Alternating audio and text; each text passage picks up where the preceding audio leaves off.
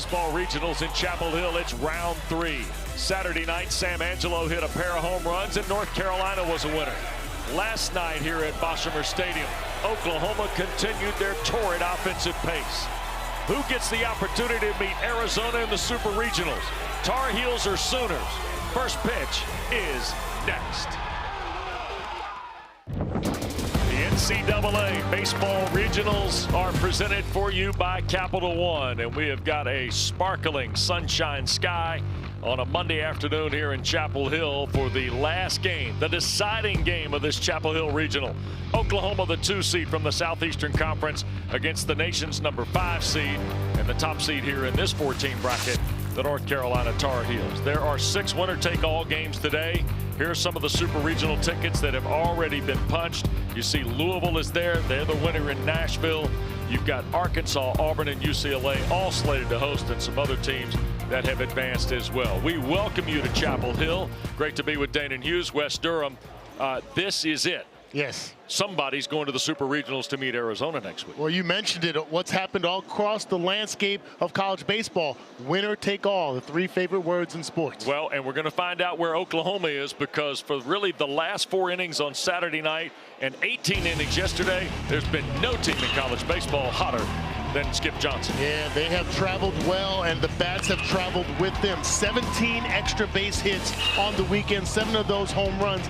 Wes, in every game they've hit 10+ hits. It's amazing to watch what has transpired for Oklahoma in the 3 games they have already played here. And North Carolina lost last night to a Sooner team that continued to show that prevalence. And of course, Jackson Willits has been a big part of it for Oklahoma. Their shortstop has been just terrific. You see just their work yesterday. Meanwhile, North Carolina, great pitching we expected to see. DeCaro and Knapp provided that the first couple of days. The hitting's been a little balky at times. One guy that hasn't been, though, Gavin Gallagher. Yeah, he has been phenomenal playing defense at third base, but more importantly, he has been the offensive cog for the UNC Tar Heels. 9 of 12 on the weekend, multiple extra base hits, a triple, and even a home run there, too. So we'll keep an eye on who steps up to join Gallagher for Carolina. Both starting pitchers have already thrown 1 inning each in the regional. Who gets the upper hand early? First pitch next.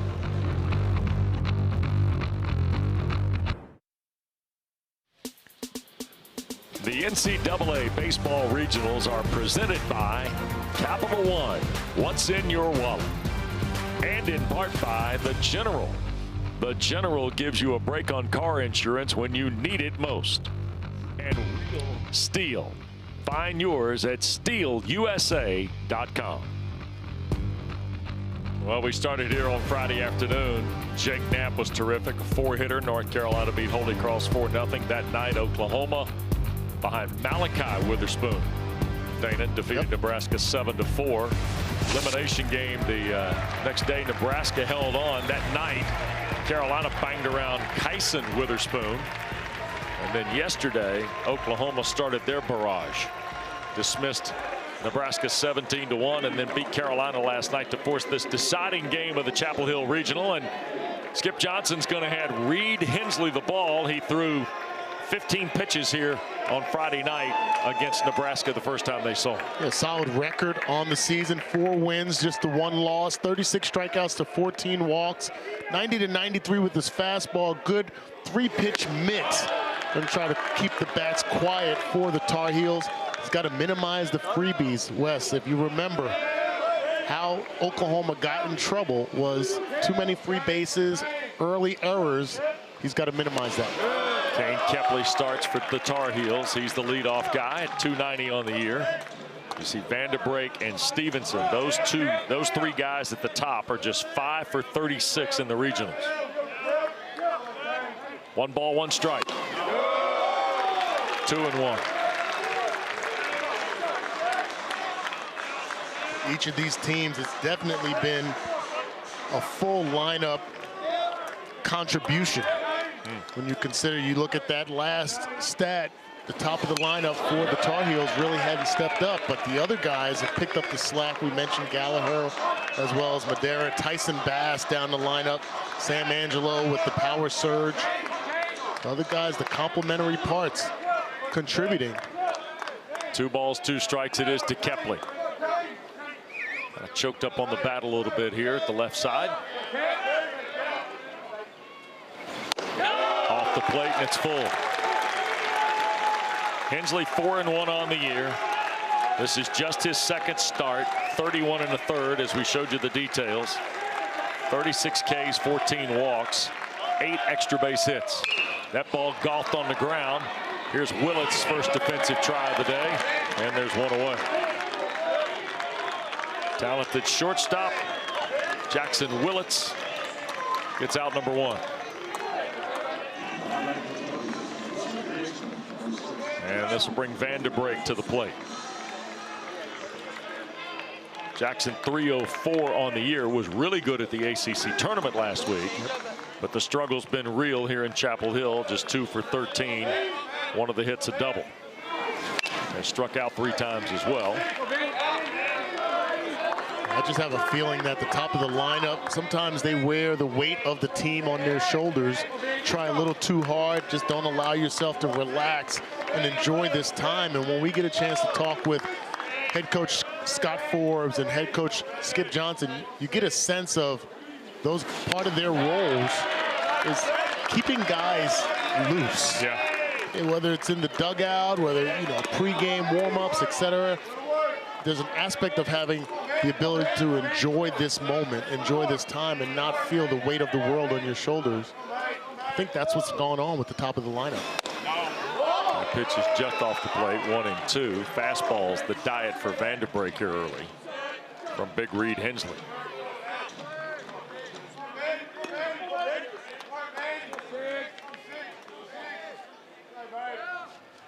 One, 2. Bounced it in there. 2-2. Hensley only faced 3 guys on Friday night.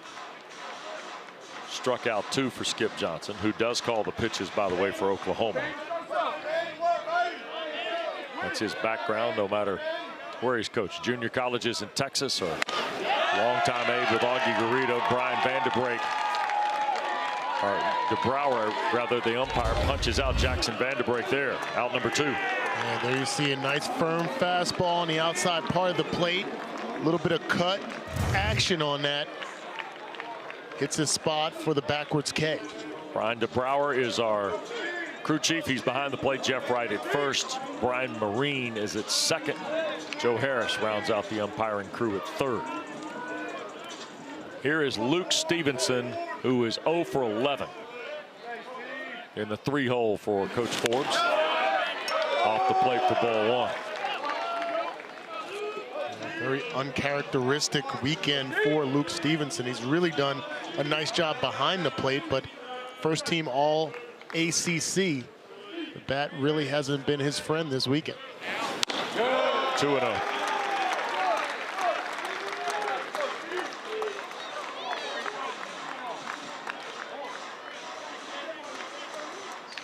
It's been a rough couple of weekends for him. See his numbers there postseason. Inside 3-0.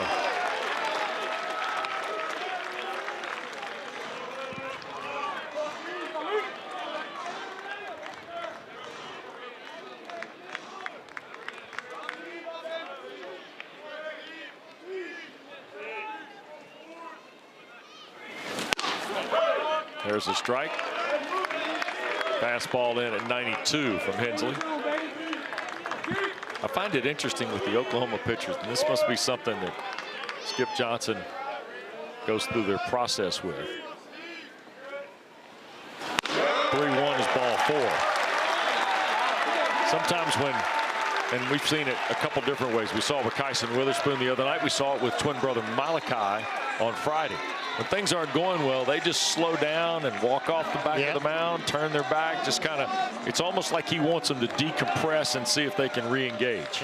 And when we did speak with Skip Johnson before the tournament started, he mentioned about the sports psychology and having a sports psychologist and getting these guys to understand themselves, their psyche, and the mental part of the game. I know back when I played, nobody cared. Everything was fight through it, tough it through it. But sometimes you can't. Sometimes you get in your own head and you can't figure out a way out.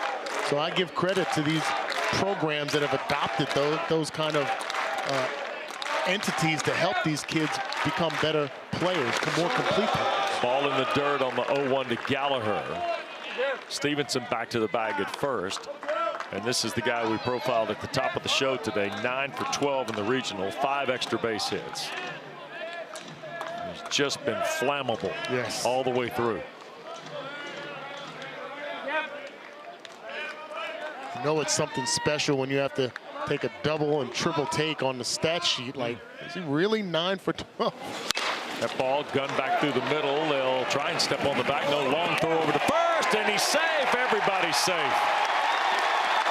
Gallagher ensured it. A head-first slide to the green bag, the safety bag at first.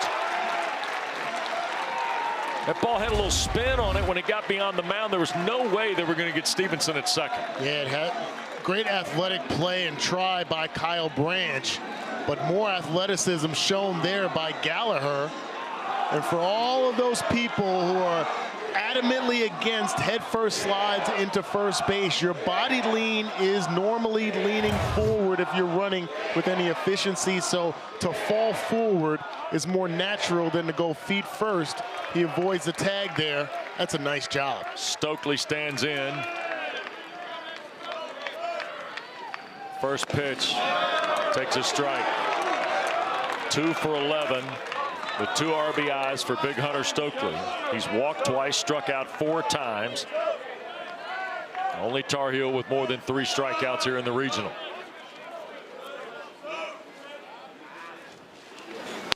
Breaking ball stays out, 1-1. Carolina did a lot of damage on Saturday night against Oklahoma with 2 outs. They're 371 in the regional with runners in scoring position. You see Stokely 5 of his last 24. 1-1. Fooled in there with a breaking ball. You mentioned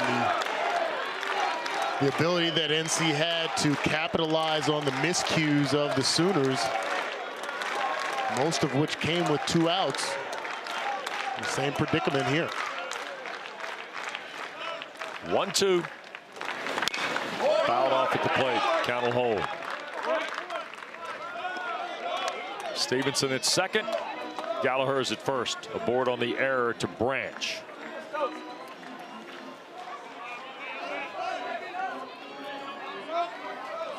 Stokely's got 13 home runs and 57 RBIs.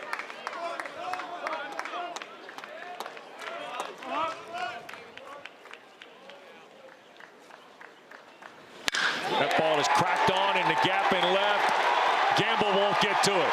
1 run will score. Forbes is going to wave Gallagher. Throw to the plate. He is safe.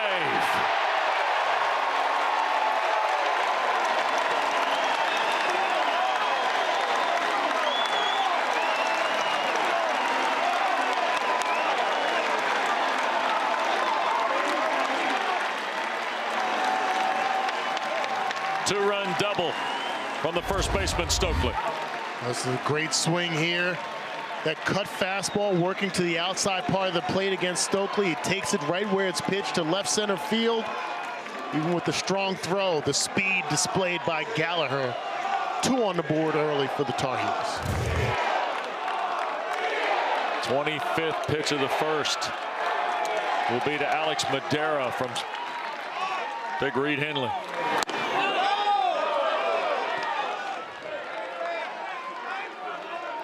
I mentioned 3 pitches for Reed Hensley. 90 to 93 with his fastball. Has topped out at 95. Has a cutter, which we've seen, and the breaking ball.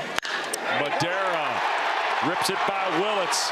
Stokely's going to turn. He will score standing. It's 3-0.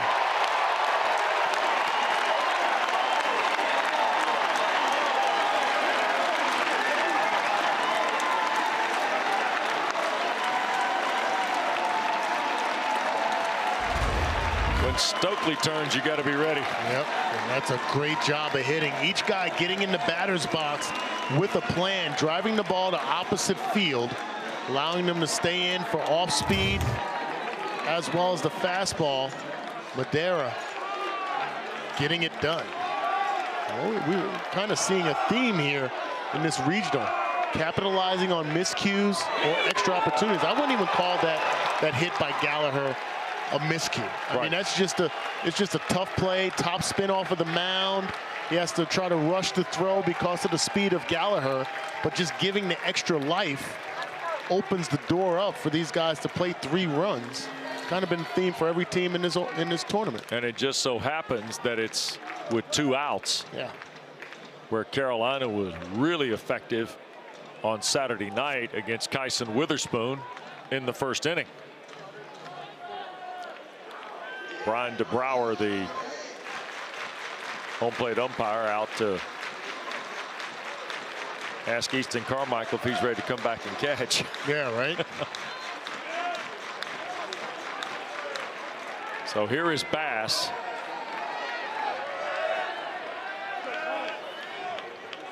And a 1-0 count. Rolled over to third. Dawson Willis fields it and shoots it across the infield. And that will take care of Carolina. The Tar Heels get 3 runs on 2 hits. There was 1 error and 1 left. Soon to the plate. They've been red hot. Ryan Lynch to work. His only other start last Sunday in the ACC title game against Clemson. Went 4 innings, struck out 7 through 83 pitches. We saw him here on Friday night against Oklahoma throw 13 pitches and strike out 2. And a little bit like Hensley, I liked what I saw in the brief appearance we had with Ryan Lynch. Absolutely. The freshman, a lot of weight on his shoulders, but he's shown the ability to still be fluid through it. 93 to 97 fastball. The slider is his best pitch. And when we talk about not dancing around, you definitely don't want to dance around this Sooner lineup and give him any free opportunities. He's going to attack the bats and lean on his defense. And of course, the Oklahoma lineup, you get the dangerous Jason Walk at the top. And then while everybody's been hot, maybe nobody hotter than Easton Carmichael. He's hit 3 home runs in the regional. And to me has been, along with some of those guys toward the bottom of the order, the most dangerous bat in the order. Yeah, and the 3 home runs he hit, they didn't just clear the fence. They cleared the scoreboard on 1 occasion. Yep. So here is Jason Walk. It is of note in the regionals, Oklahoma's leadoff batter has reached 10 of 17 times. And Lynch starts Walk with a ball. That's a strike. 94.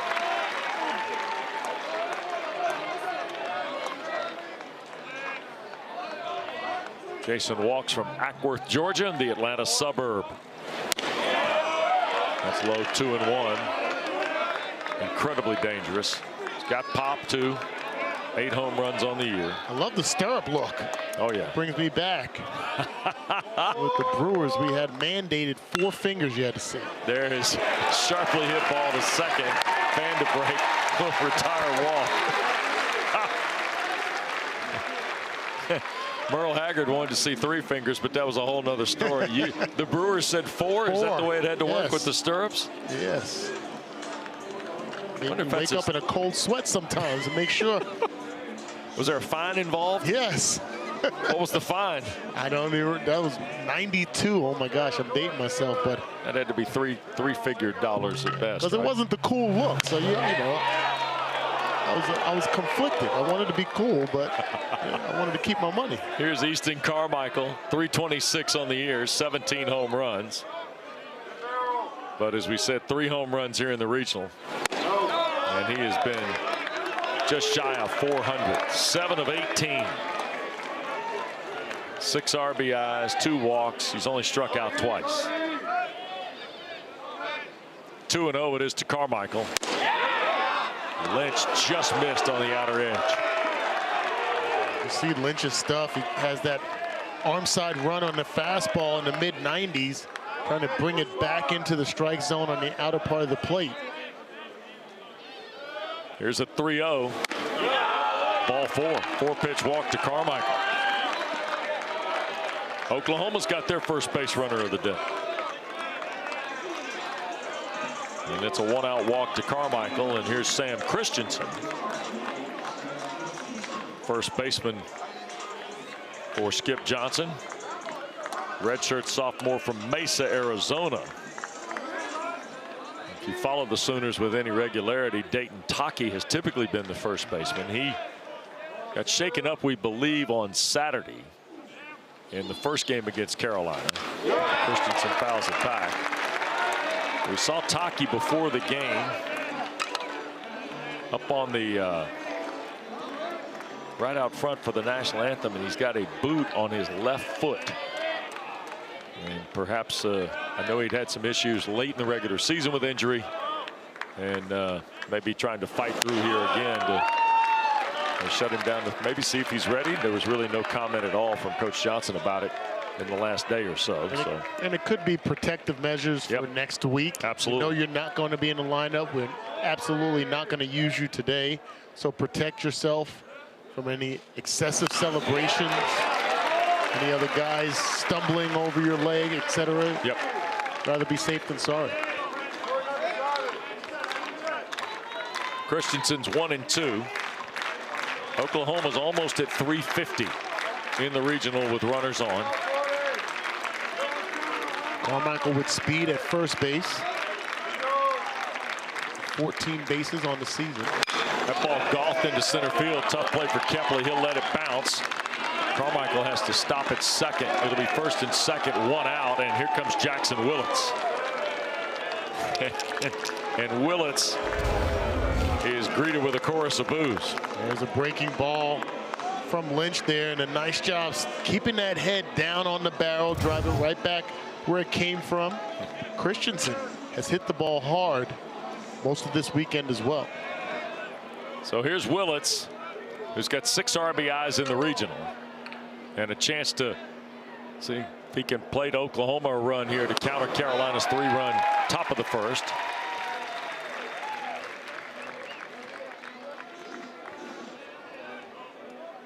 Jackson Willits from Fort Cobb, Oklahoma, sophomore shortstop. Had a fine year. 6 feet, 206 pounds. Fly ball into left, going back and tracking is French for out number 1. Carmichael going to tag and go about a third of the way, and all of a sudden the ball came in pretty quick from French, and Carmichael will hold at second with 2 outs. They didn't want me through this one. Yeah, trying to bluff the tag up, but he's got to be careful. You get out there one more step, he's in no man's land.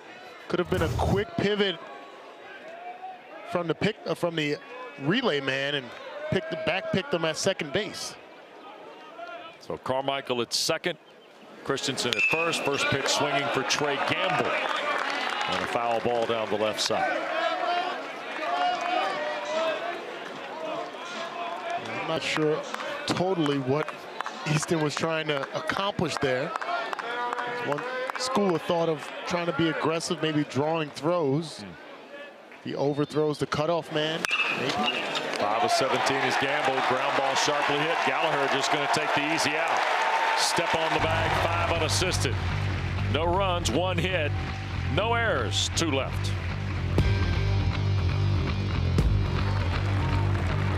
Angelo was a big star here on Saturday night at the Bosch against Kyson Witherspoon. A couple of home runs, Danon, and both of them were no-doubters. Yeah, he showed off some extreme power. You saw that one over the deepest part of the park, straightaway center field. And let's not forget, he was just a few feet away from tying this ball game last night, maybe going into extra innings. Pulled one down the right field line. Seeing the ball very well.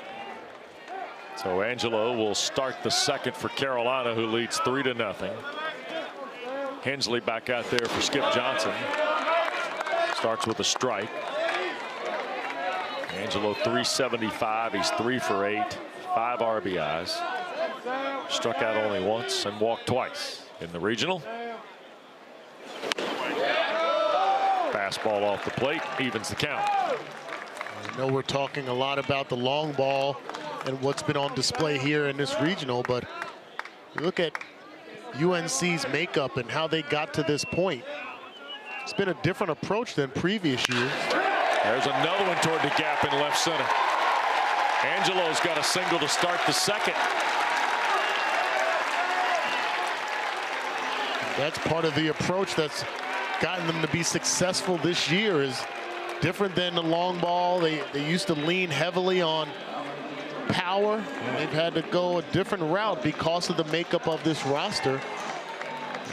That's where you give guys like Scott Forbes credit for being able to coach differently for every team. Yep, Carter French stands in.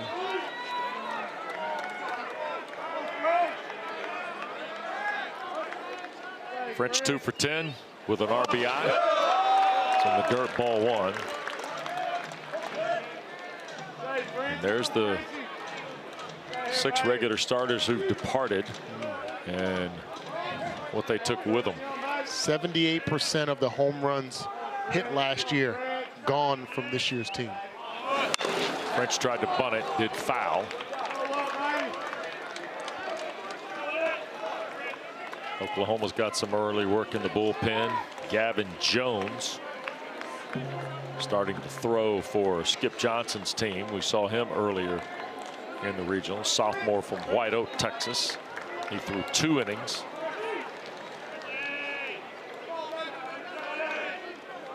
One ball, 1 strike. 2-1. You know, it's interesting what Scott Forbes told us the other day. The best part of coaching is every team is different. Yeah, that is surprising. Yeah, I mean, most guys would get into, hey, you know, I like building, developing 3-4 year guys, things like that. But I think he embraces that challenge. Or the fact that coaches, you know, you want to lighten your load to some extent, so you usually try to stay in your same lane. Like, these are the type of players I want. These are the type of players I want to recruit. This is the type of team. Gorilla ball mentality. Get some 6'5" guys in there that hit the ball over the wall. Right. But Scott Forbes seems to be the different ways. Like, I'll recruit the best athletes, and whatever way we can win, we're going to win. Ground ball could be 2 here. They'll flip to Willett for 1 on to first. Double play off the bat of French. 4-6-3. Knocks down Angelo at second and French at first. Tough break for the Tar Heels here. You have to get your job done. Carter French called on to drop down a sacrifice bunt. Fouls a couple off. Gets the chance to swing away. Hits into a 4-6-3 double play. And here's Kane Kepley. Bounce to short to start the game. Held off on the first pitch.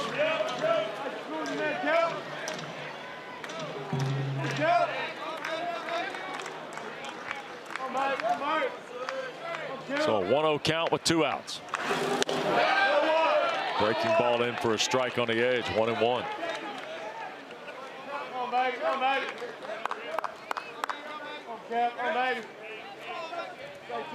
There's a look at the Liberty transfer, Kepley.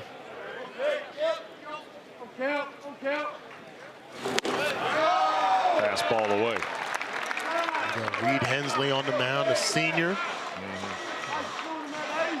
I'm sure a lot going through his mind in preparation for this start. Trying to extend the season for the Sooners and his buddies. Tried to hold up, couldn't. 2-2. Doing some work on Hensley. He went 3 1/3 May 16th against Texas. His only start was a 2 1/3 effort against Dallas Baptist. He went 5 against Oral Roberts in March. There's a ground ball sharply hit. Nice play, Christensen. Behind the bag, kind of leaning to his left. Sam Christensen stabs it and steps on the bag. Nothing for Carolina after a leadoff hit in the second.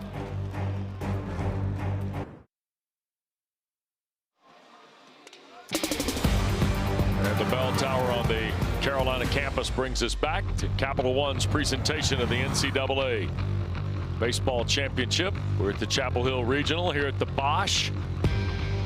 And you see the top 8 national seeds. Those guys highlighted are no longer participating in the event. Vanderbilt, Texas, and Georgia eliminated. Louisville ended up winning the Nashville bracket. Wright State eliminated Vanderbilt. And then UTSA got Texas.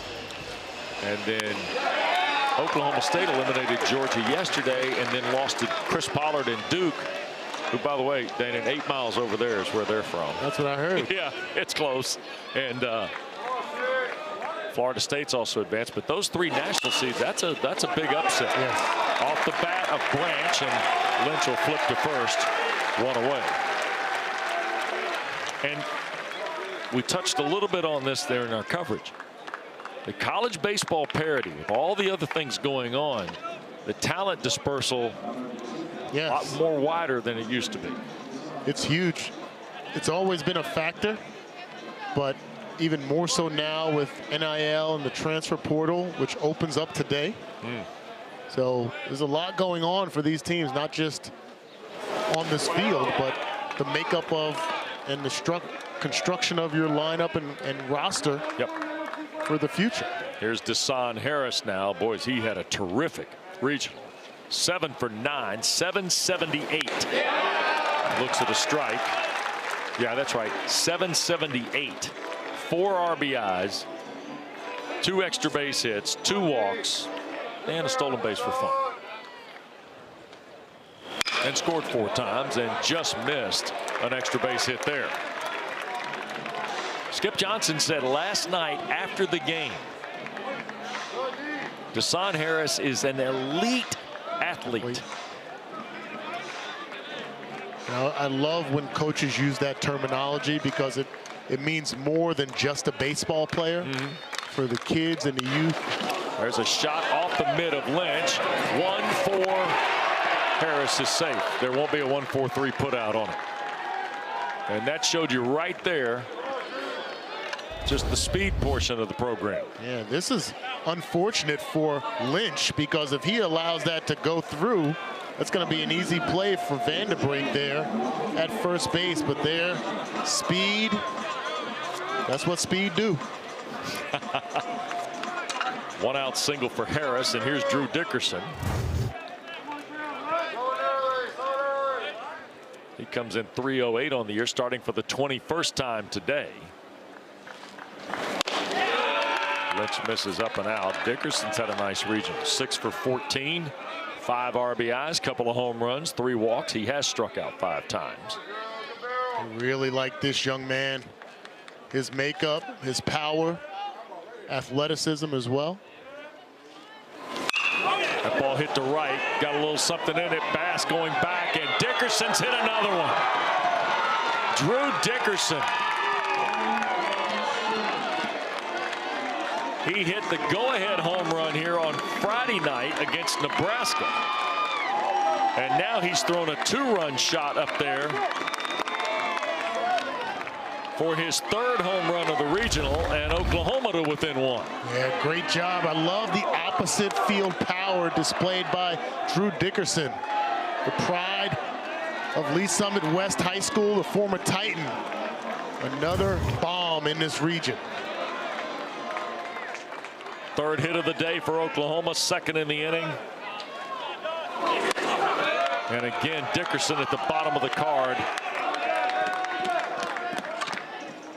Contributes. 18th extra base hit, 8th home run of the regional for Oklahoma. It's almost unfair. We saw Drew Dickerson, I believe it was in game 2, batting in the 3-hole. Now you put him down at the 8-hole. He's not an 8-hole hitter. He is a middle of the lineup guy that has middle of the lineup power. He's put it on display.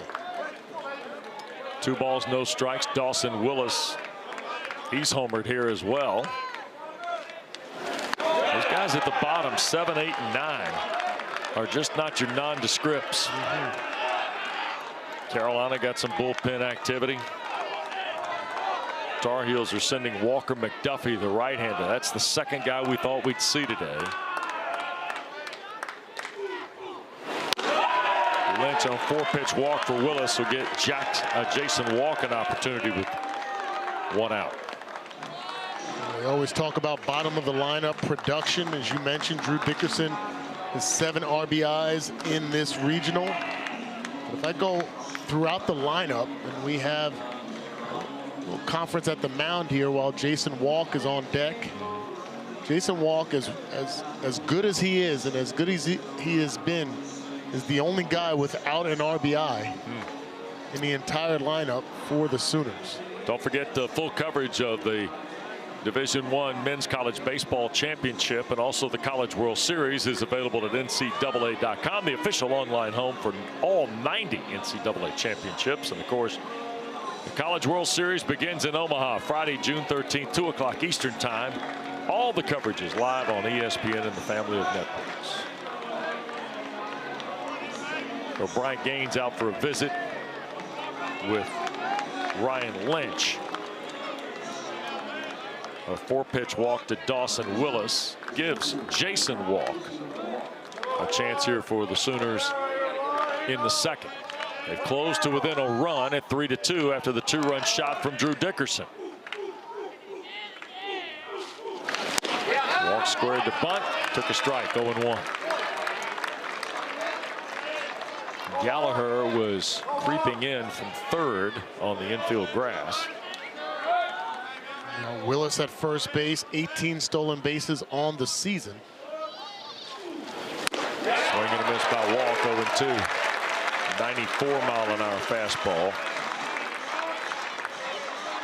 from the big man Ryan Lynch.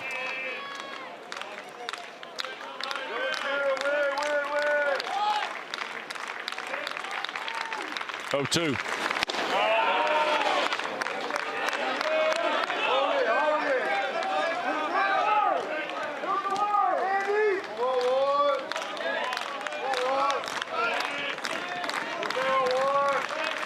One out in the Oklahoma second.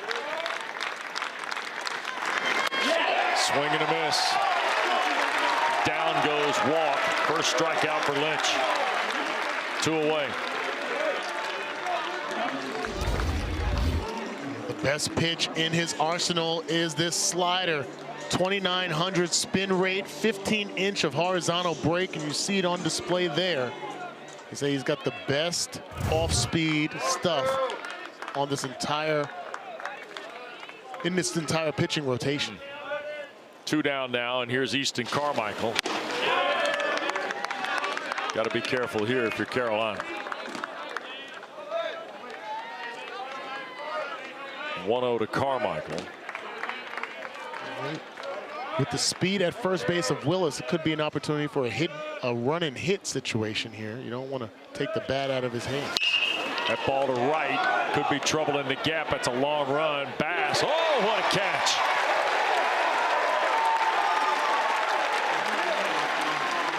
That would have tied the game for sure.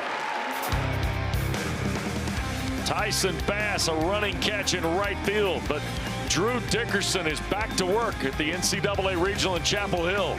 His 3rd home run of the weekend.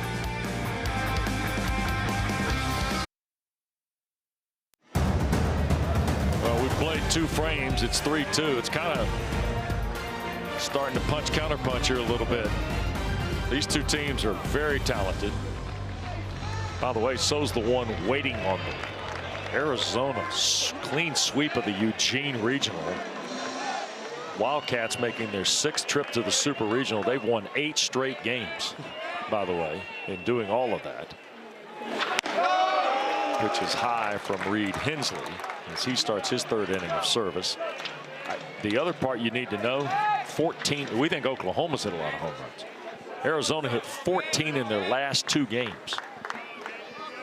They hit 8 on Saturday night, and look at this off Vanderbreek's bat, but it's not going to be enough. Fly ball into left. Gamble hauls it in. Just missed it. So here's they hit 14 home runs in their last 2 games. They hit 8 on Saturday night. And just to show you it wasn't a fluke, they hit 6 last night. I mean, it's crazy. Yeah, that's special. Look at the numbers. And by the way, hat tip to Aaron Walton. He hit 3 home runs last night. 4 in his last 2 for the Wildcats, who at 42 and 18 are waiting the winner of this in the Super Regionals. Funny how contagious hitting is, even power being on display. When you think back in this regional, the 17 runs right Oklahoma hit, like it was, the floodgates were open. Yeah. Old baseball buddy of mine in Atlanta likes to say, when it starts going like that, there's a fight at the bat rack. Yes, sir. Can't wait to hit. 1 ball, 1 strike to Stevenson. Hensley. Low. 2-1.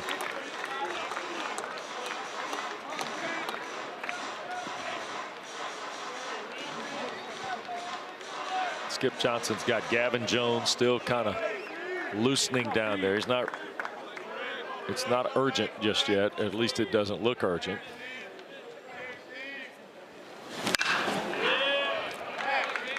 Stevenson missed there. By the way, post game last night, Skip went reliable. Started talking about drawing names out of hats again. 10-gallon hat. Did he say 10 gallon? No, just said drawing names out of a cowboy hat. We should feel special. At least he gave us this. It's 10 gallons. Yes. Yeah, I'm not believing that's 10 gallons either, by the way. 2-2. Although it's been used as a reference point with this team. And look, I'm not telling Joe Castiglione at Oklahoma what to do or how to do his business. But I'd be disappointed if there wasn't some cowboy hat turned upside down logo on something with Oklahoma baseball, right? Think they're going to go into his office tomorrow? 3-2. Uh-oh, off the glove. Hensley got to hurry. And safe. Stevenson selling out to the back.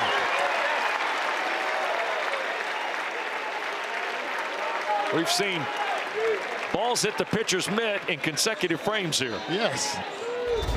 I don't know if I've seen that in a complete game, never mind in consecutive frames. And this is unfortunate. Now you see Christensen having to make a decision as to whether to go for the ricochet or stay on first base and trust Hensley that he would get to it. And then the head first slide again. That one wasn't as pretty as the first one. I'm going to let you tell Luke that. Gallagher now with 1 out and 1 on. Takes the first pitch strike, off speed at 80 miles an hour.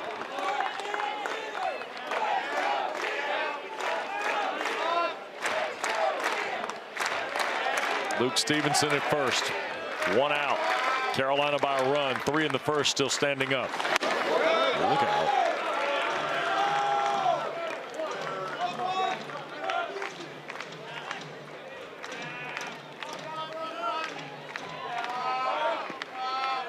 Gallagher reached on an error. Scored on the double by Stokely. There's one over the head of Willits, dumped into shallow center field. Stevenson going to turn and head for third. At the corners and 1 out. Gavin Gallagher back to his old tricks. Staying hot, 2 for 2 in this game.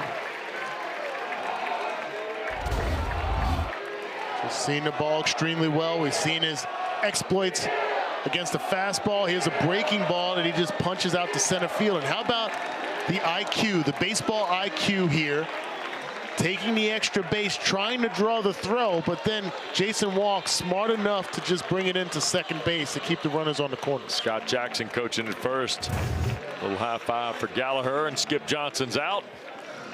And looks like Gavin Jones is going to be the next Oklahoma pitcher in the ball game.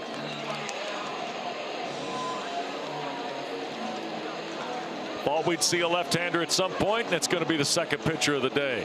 Gavin Jones is next for Oklahoma, who trails 3-2. Carolina, they got a reaching on an error hit, and then Stokely's big double was the big shot here. Extra base hits working well, and then just capitalizing on each other's success. Hensley's numbers there, 2 1/3 innings, 52 pitches. Had the 1 walk, 1 strikeout, 5 hits. None of the runs were earned after the error. that allowed Gallagher to reach. And here is the sophomore from White Oak, Texas. This is Gavin Jones. This will be his 22nd appearance of the year. You see his details: 29 1/3, 30 hits, 28 Ks, 6 walks. He has worked in this regional 2 innings. Allowed a hit, a run that was earned, and struck out 2. Stokely 4 RBIs in the regional, 2 of them today, and he's the first at bat. Lefty on lefty setup here.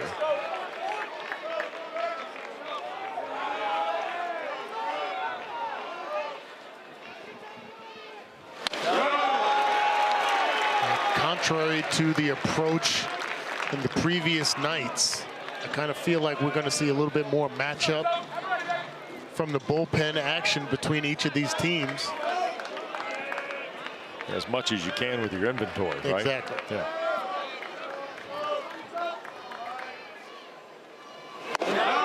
Off the plate, 2-0. Gavin Jones, 3-pitch guy, tops out at 95, usually resides 90 to 93 with his fastball, his slider 84 to 87, and a changeup. At the corners here, and Stokely steps out second.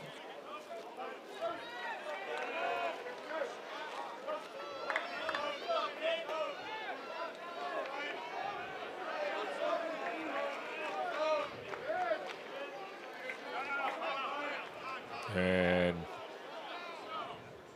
lost a piece of the equipment. I think off his elbow. Yeah, the Velcro was not working.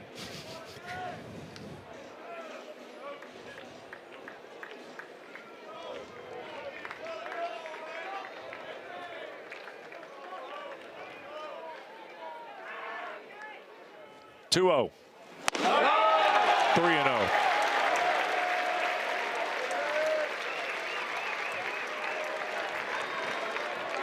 If it's across the plate, do you let him hit it? Got 1 out. I wouldn't have a problem with it this early in the game. Ball 4.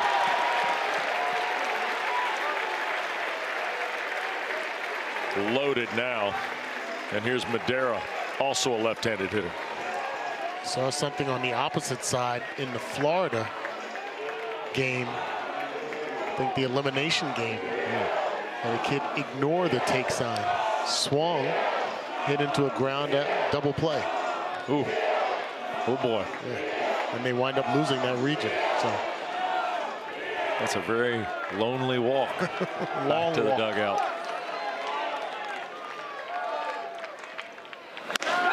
There's a strike on the outer edge. It's fastball at 93 to Alex Madera, who's 4 for 12 this year with the bases loaded.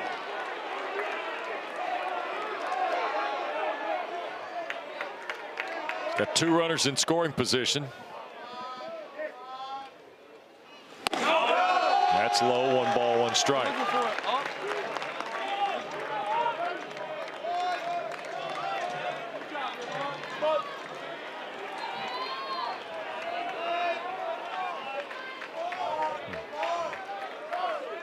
One ball, 1 strike. Chopped on. Christensen at first. Got to hurry. Madera's safe. Carolina's got to run.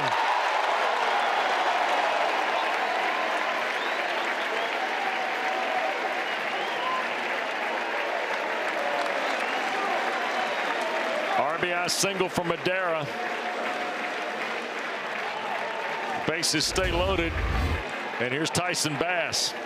The big concern when you have Madera in the batter's box is his speed, and right there, just a slip, little tweener, ground ball, really nowhere else to go for Christensen there.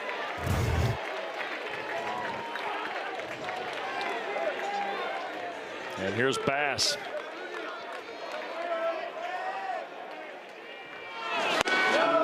Tried to hold up, it was a strike. Anyway, 0-1.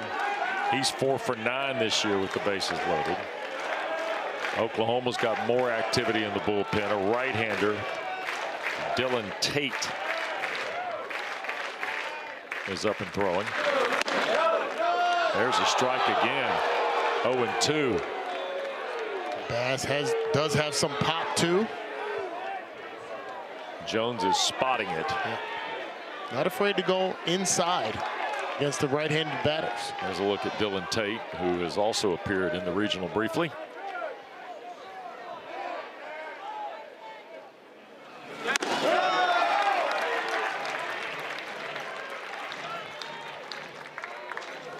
One ball, 2 strikes.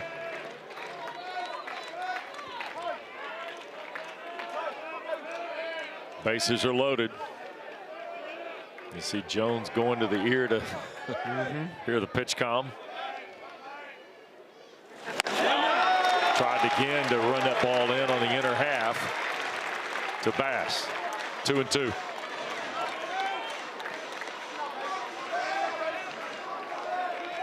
Have to be careful against Bass. He's got those long arms. Wow, that full extension, he can hurt you. Swung on. This is Willis. He'll scramble to the bag, surrender the run.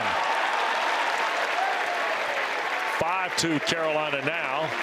He'll knock down Stokely on the force play. Out number 2.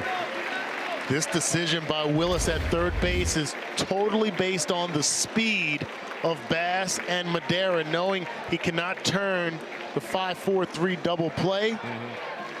Goes the safe route there. Hindsight, maybe going home.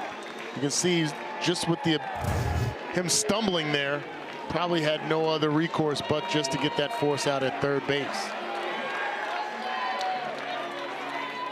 So first and second, Madera's at second, Bass is at first, and here is Sam Angelo, who's singled.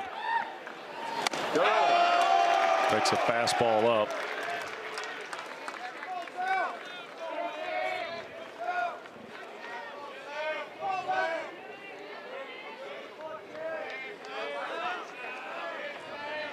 One and 0 to Angelo. Crushed into right. Here comes Madera. Harris makes the throw, but it's not in time. Angelo an RBI single, and it's 6-2.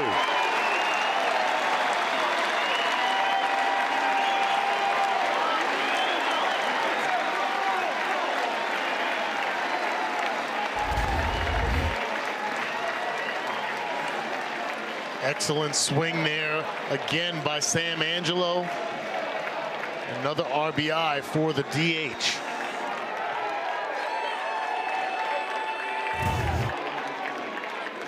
Another 2-out RBI for Carolina, too. Yes.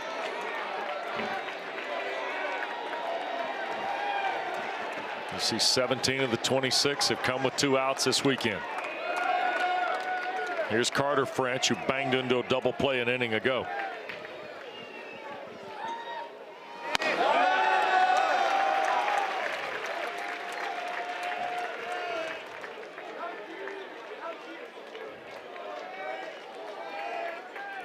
French, a junior from Tampa, Florida, and here comes Skip Johnson.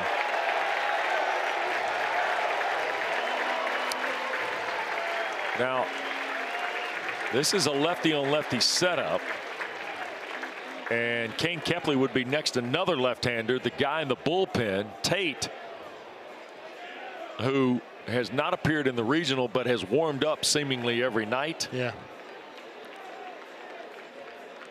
Tough part of that is if you look at the swing that Angelo had as a lefty versus lefty matchup, may not lend itself to a lot of confidence here. Yeah. So French is going to see Gavin Jones here. If Johnson had his druthers, I think he'd rather have Jones get French and then maybe make the change, or even, you know, with 2 lefties in a row, if you want to go situational. There are some reverse averages in this event now. True. 1-0. French takes 2-0. I think Scott Forbes may make Jones throw a strike. That'd definitely be the smart approach here.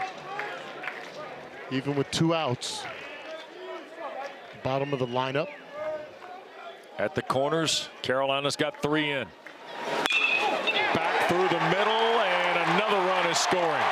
Angelo will take the turn and hold it. Second RBI for French.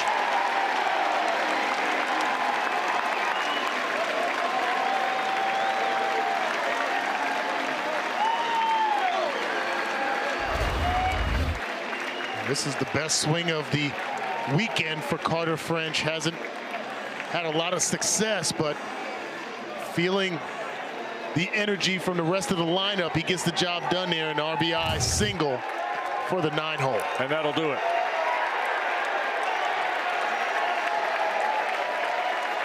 Change is going to be made here. Gavin Jones came in the ball game. He walked Stokely, gave up single to Madera. Bass reached on a fielder's choice, and then back-to-back RBI hits from Angelo and French. And a guy who's been kind of up and down in the bullpen, Dylan Tate, who has pitched exactly 1 inning this year, is getting ready to come in the ball game. He has not appeared in the regional as of yet. So Tate, the junior from Eureka, Missouri, will be next on the bump for the Sooners when we continue with the NCAA Chapel Hill Regional in a moment. I wear it all on my sleeve, so everything you see shows you where I'm from. Bolts back and makes the catch! Somehow hung on! Back-to-back jacks! More, can you believe it? Well, things begin in Omaha on June 13th, and here's the way the Super Regional field looks. Those teams that have been shaded are confirmed Super Regional host. If North Carolina were to win today, they would be a confirmed host. And you look around see the ones that have punched the ticket, and we got 5 other games coming today. Winner take all, as Dana Hughes says. Your favorite phrase in sports, huh? Yes. Love it. Everything on the line. Yeah. Well, here's Dylan Tate, just his 2nd appearance of the year from Eureka, Missouri, into the lineup here for Skip Johnson. It's a ground ball and a force play at second will take care of North Carolina, but the damage is done. 4 more runs for the Tar Heels on 5 hits. Carolina leads by 5.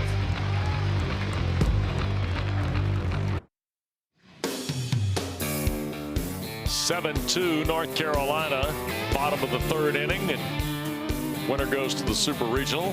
Arizona on the other side of this particular bracket. Got a full slate of games for you. You see coming up tonight, 6 o'clock on ESPN2. Wake Forest and Tennessee at Lindsey Nelson in Knoxville. Murray State Ole Miss is on the SEC network also at 6 o'clock. That's Derek Jones and Jay Walker taking care of you. And then 3 more after that. Yeah. Including a rematch of Miami and Southern Miss and Hattiesburg with Danon's old golf buddy Tom Hart and Gabby Sanchez. He never gave me any strokes. Of course he didn't. The guy does not give strokes. Those Mizzou guys. The Mizzou guys, you can't trust them? Is that what you're saying? They got good colors. Not that one. You can't trust that guy. Yeah. Christensen called out on strikes. Oklahoma dugout's a little befuddled.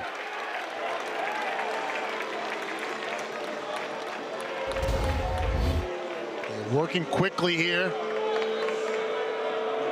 That's a great job right there. Tough to take and maybe a little up in the zone, so I'm not going to fault Christensen there too much, but the zone definitely was expanded. Here's Willits.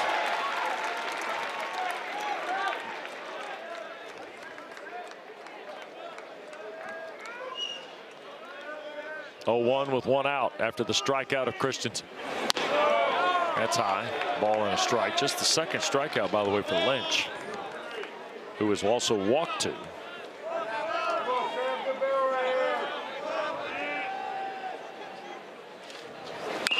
Chop foul, 1 and 2. And we mentioned in the open about the offensive exploits of the Sooners. The stats for 25 RBI total and how the spread is makes it very interesting, Wes.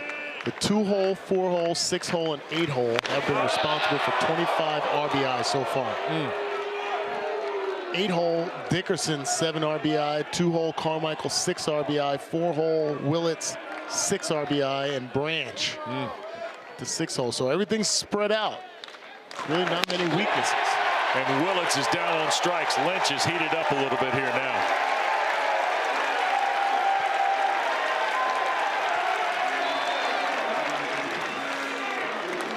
Two in a row for Lynch. Yeah, he is feeling it right now, the energy, and there's that same cut fastball. 2 down. Here's Gamble in left field. I should say that's a little arm side run with that fastball, which is a staple in his arsenal. So's that. There's that slider. Oh my Best God. pitch. That is good looking, isn't it?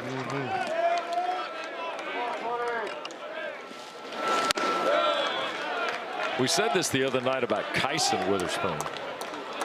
I think you can say it about Ryan Lynch too. They're pitching in college, but they've got the pro look. Yes. That's shot back to short. Long throw, Madera, and they get it. 3 up, 3 down for Ryan Lynch and the Tar Heels, who lead 7-2 through 3.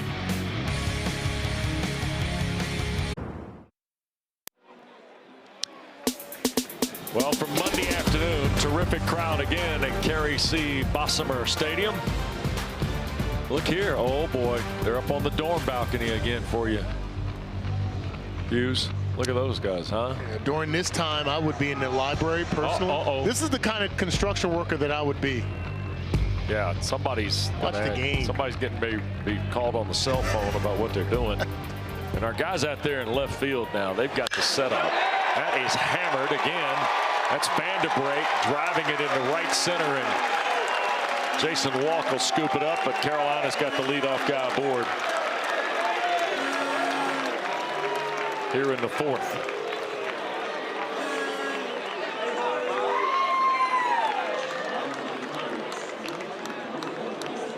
This is eerily similar to what we saw from the Tar Heels when they faced Kyson Witherspoon. Day 2 of this regional. Aggressive early in counts, trying to jump on fastballs. And some of the same results. There's Tate again, 3rd batter he's faced.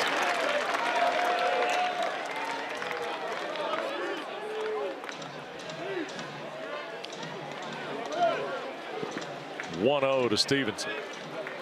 Vanderbrake at first.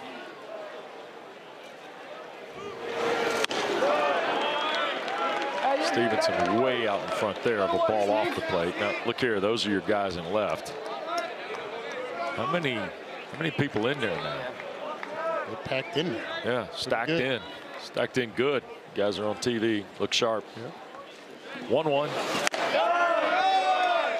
We were talking about this last night. There are all these little places. You get to college baseball. Go around the country. Take your favorite school. There's always a spot somewhere somebody's like checking it for free. True. Yeah. 2-1 to count. In for a strike. Fastball at 95. Tate's got a live arm. Only thrown an inning coming in, but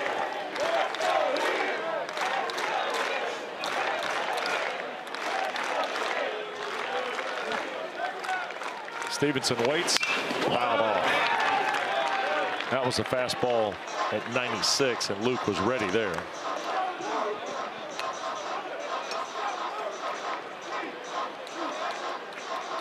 Right here, Steve. Good work. There you go. There's the top of the Karen Shelton Stadium field hockey grandstand over there. That's a free ticket. And it hit him. Stevenson will be awarded the base. So it'll be first and second. Nobody out. And went off of Stevenson and hit Carmichael behind the plate, and he's trying to shake that off as well. Catcher on catcher violence.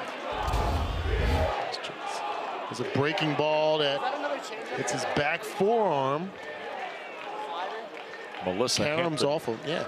Melissa Hampton, by the way, the Oklahoma baseball trainer, has come out to check on Easton Carmichael. I've been told now that the guys in left field, sources here at the University of North Carolina have told me the guys in left field are in fact the field crew, so they're not here for free. They're actually here on the clock, as they say. By the way, hat tip to those guys in left field. They have done a phenomenal job. Amazing job. Yep. This entire weekend. The weather has, for the most part, cooperated. We have had some delays here. Others have had more, so you got to keep perspective. And the field is in amazing shape. Yep. Nobody out, 2 on. Fouled away by Gallagher. Carolina's had 4 innings of 3 or more runs in this regional. They had 1 against Holy Cross on Friday, 1 against Oklahoma on Saturday, and 2 already today, the first and the third. They're 5 for 7 today with runners in scoring position. There is a strike to Gavin Gallagher, 0-2.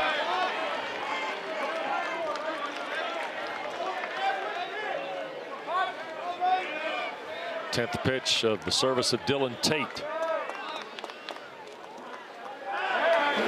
Oh boy.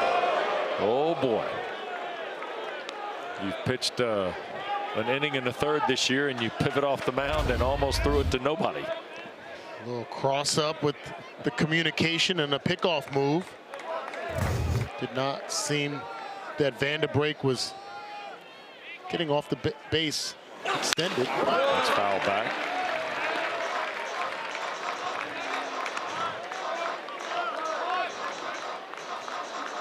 You see the signals from Kyle Branch at second base. Kind of been a staple for each team. Middle infield communication to the pitcher.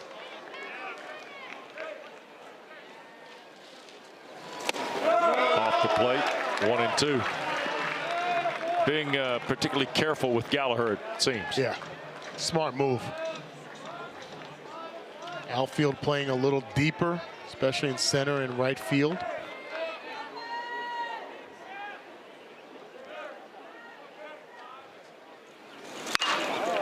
Fouled away again.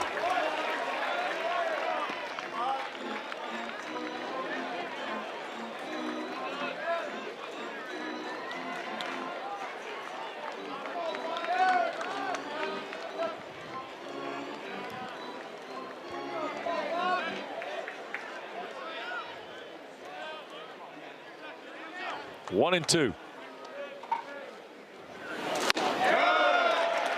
Backed him off, 2-2.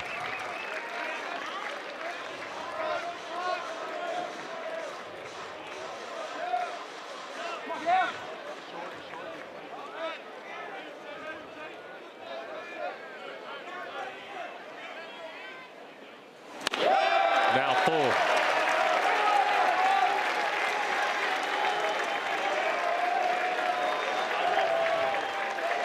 Can't assume a groove fastball here, although you do not want another walk. Something that worse can happen here. You groove a fastball to Gallagher. 3-2. Popped up.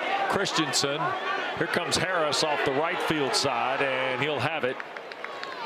A second to third tag, and Vanderbreak is safe. Gallagher is out on a fly ball. There is 1 away.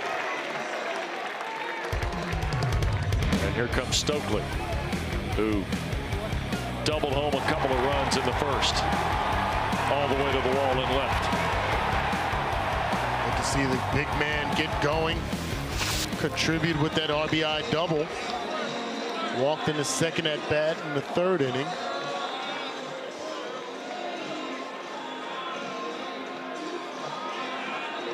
Seven hits, 9 runs, 3 left for Carolina. 2 runs, 3 hits, an error, 3 left for Oklahoma here in the top of the fourth.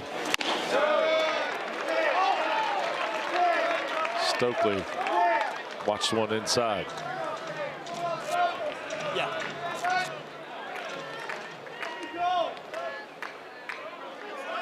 1-0 to the first baseman.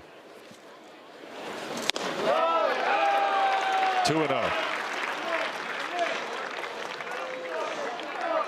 Tate working extra hard out there. Again, you still even down 7-2. Got to lean on your defense.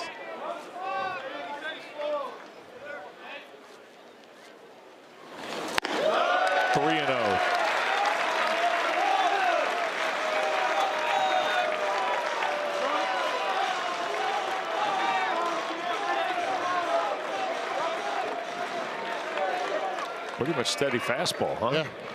Just can't find the command on that. Take sign here for Stokely. Oh, wow. Skies it. Out goes Willis from third. In from left comes Gamble.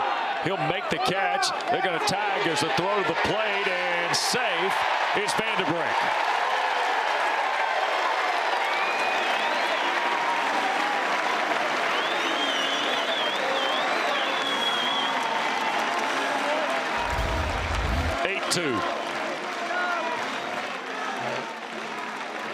You would like to see here the left fielder Gamble maybe move into the ball a little bit, as opposed to he got to the ball, Wes, and then had to take a back step to catch the ball. Yeah. You'd like to see the momentum be going more towards home plate for a stronger throw. Not sure any throw would have gotten Vanderbrink there, but kind of brings me to the mindset again right here on the stolen base attempt. And safe on the stolen base is Stevenson. Willits thinks he got him over the top. Yeah, this is a great play by Willits at shortstop. The ball was thrown to the first base side of second base, but watch the swipe tag on the ankle by Willits. It looked to me that he got it on the ankle before the hand got into the base of Stevenson. I'm not sure if you're going to be able to see it here, but watch right here on the ankle, and he's not on the bag right there. That's outstanding body control. He's going to be out. Yeah. Right here will be a better look. And that's tough for the second base umpire to see. But right there you can see it on that left ankle. The left hand is nowhere near second base. Yep. Excellent effort by Stevenson to avoid the tag and avoid the errant throw, but even better play by Willits. So the play's under review, but all indications are that Stevenson will be called out for out number 3, caught stealing.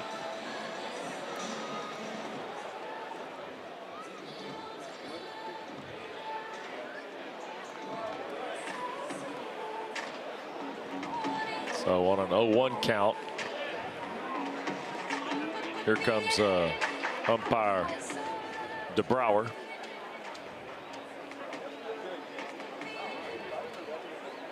After review, call safe is overturned. Runner is out. So that'll do it. Carolina, though, adds another run.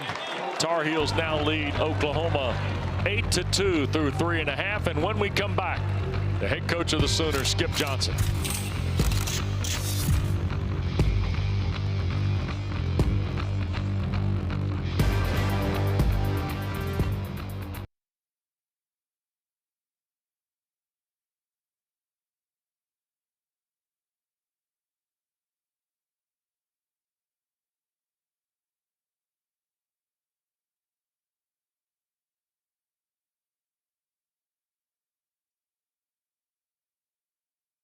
The new How to Train Your Dragon menu is now at BK. Get it before it disappears. Oh, toothless. Bold, tasty, and dangerously delicious. How to Train Your Dragon. Coming to theaters June 13th. Mmm, savory, juicy, and hold up. It's got Hidden Valley Ranch seasoning? Nice. Crispy, zesty, ranchy perfection. Hidden Valley Ranch, only serious about flavor. This Friday,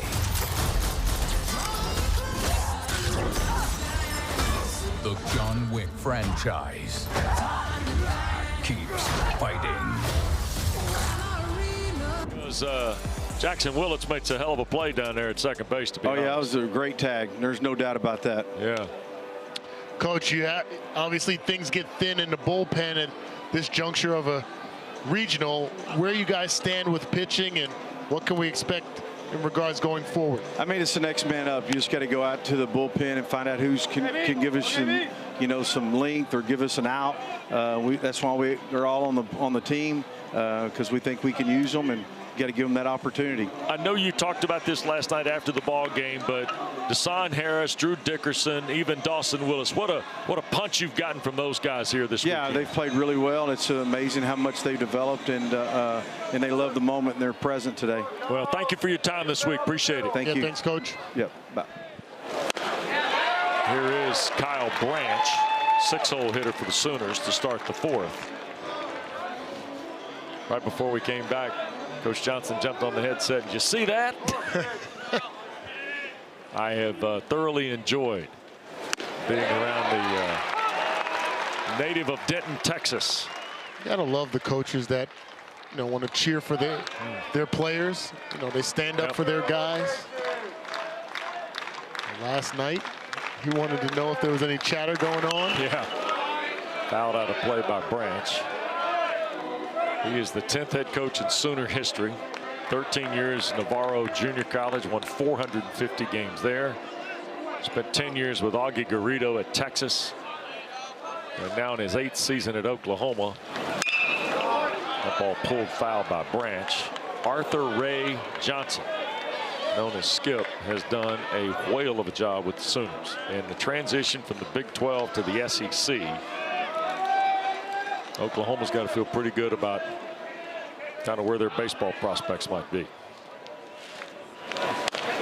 He's got a terrific staff. Yeah. Todd Butler, Reggie Willits, who's Jackson's dad, Russell Raley, have all done a wonderful job for Skip Johnson and the Sooners. They're here on an at-large bid. Winner take all game. That ball headed to left. It'll bounce in front of French. Leadoff hit for Branch. Starts the fourth here for Oklahoma. Now we get to the Harris, Dickerson, Willis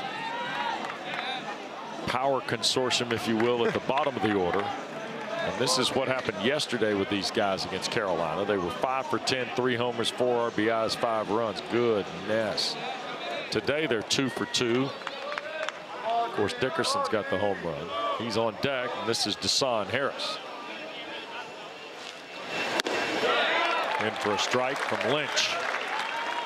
What a treat it is to have bottom of the lineup production, speed that affects the top of the lineup in the fashion that we've seen from these guys. 0-1 to Harris. Fouled away. He hit the facade above the Carolina dugout on the third base side and carry him down to a tremendous catch in the grandstand. Nicely done, young man.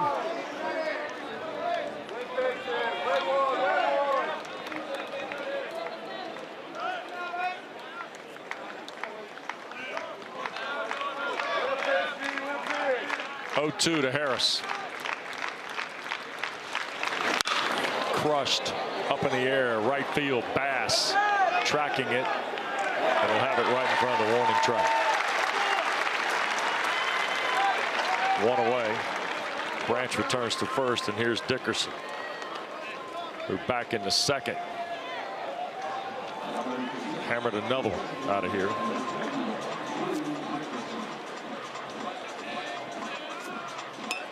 It's been a side component of several of these games during this regional, West, is the inability for teams to do some of the things that got them to this point. When you look at the makeup of the Sooners, the athleticism, the speed that they could have on display for us, not very prevalent during this regional because the games have been so lopsided. You're up 17-1, you're not going to steal bases. You're down the extent they've been down. A stolen base here or there is not necessarily going to move the needle. Fastball for a strike. It's interesting in this event. You talk about steals. They were second in the SEC at 113 coming in, right? They were tied for 10th in batting average as a team in the SEC at 274. They were 13th in home runs with 61. Yeah. There's some of the numbers that have almost been inverted from what they would have been during the regular season. Like, you know, you look at their fielding. They're tied for 12th in the SEC. They've been pretty solid here from a fielding perspective. Opponents were hitting 245. They kind of, except for Carolina on Saturday night, they kind of held people in check in Carolina last night. But that's where the run game component comes into play, because all of those numbers are so glaring that you ask yourself, okay, how did you guys get here? How do you get a #2 seed in this regional? It's because you mix those numbers in with the run game, and you're plating runs, even though the averages are not going up. Yeah. Also, they're not able to do that. Also think it helped them last week too.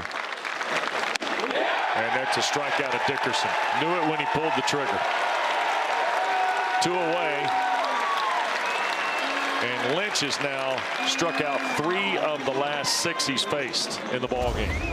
4th of the day for Big Ryan Lynch. And there's that slider.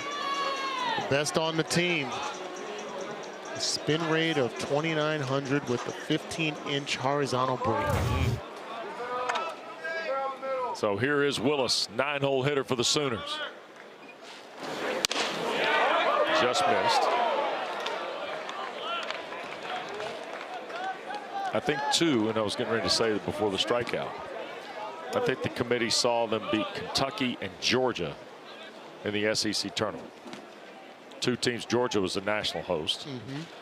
Kentucky obviously eliminated Clemson yesterday before losing to West Virginia.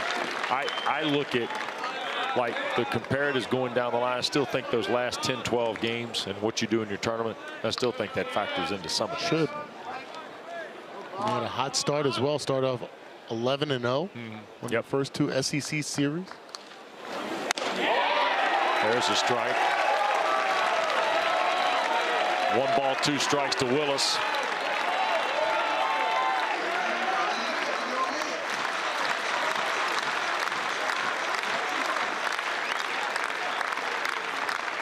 One ball, 2 strikes, runner at first.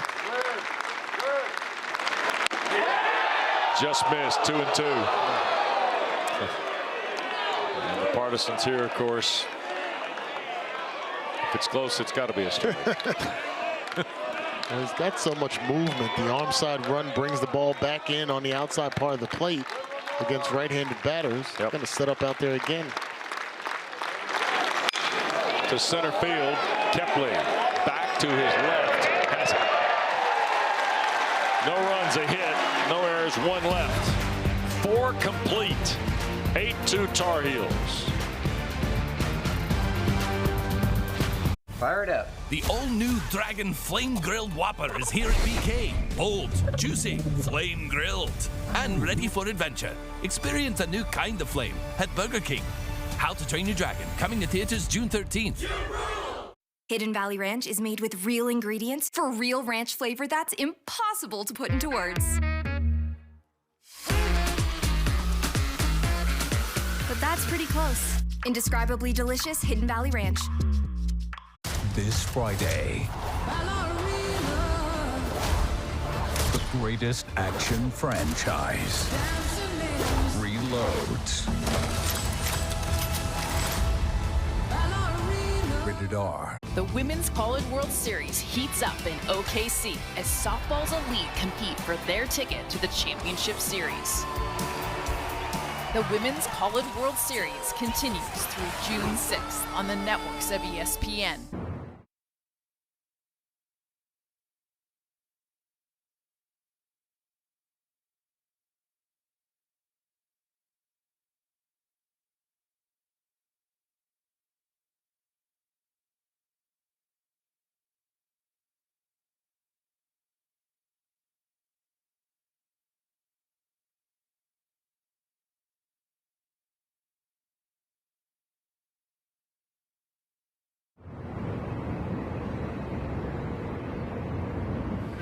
Fifth national seed is North Carolina. They lead Oklahoma 8-2. It's a winner-take-all game at the Chapel Hill Regional in the NCAA Baseball Championship. And you see a super regional preview. Arizona, we already told you, beat Cal Poly last night in Eugene. Clean sweep of that region. After the top seed, Oregon, was 2-through. And the winner of this will see the Wildcats in the Super Region. North Carolina's got 8 singles in their 9 hits. Here today, the only extra base hit belongs to Hunter Stokely. Are you going to be able to go through all of the deciding factors of who hosts the regional if Oklahoma wins? No. No, sir. Not going to do it for you. Here's Madera. Sharply hit. Back to the infield. Willits, a nice strong throw for out number 1. No, not going to do it. Oklahoma wins. Though there's some sort of process. And that's it. Either Oklahoma or Arizona will host. And you and me and others are on a need-to-know basis. How's that? First, Tom Hart cheats me in golf, and now you Tom give Hart me information. Cheated you in golf. Okay. You might want to watch that Hattiesburg Regional tonight for the response. Here's Tyson Bass. He's 0 for 2 today. Does have a run, though, or RBI, rather. He has also scored. And young Dylan Tate came in and got 1 out in the 3rd. Facing his 7th batter of the day.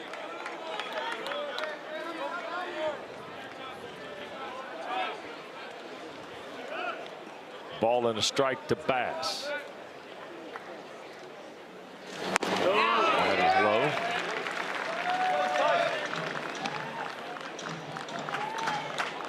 A little bit of activity in the bullpen for the Sooners. Yep, I figure at some point we're going to start seeing guys move around a little more, right? It's one of those situations, and this is what we talked about in the Nebraska-Oklahoma game earlier in this regional. If you're not scoring runs, there's only but so much shuffling in and out of the bullpen that really matters. That's right. 2-2. Struck him out. Tell you what, Dylan Tate had thrown 1 inning of ball this year. It was against Vanderbilt, and it was in the SEC tournament on May 22nd. And he's now into his basically 3rd inning, 2nd full one, I guess. And he looks fairly comfortable for a guy that hadn't pitched very much. There's James Hitt, by the way. He has played in this regional. He worked 2 innings. That's downstairs to Sam Angelo. Angelo's got 2 singles and an RBI today.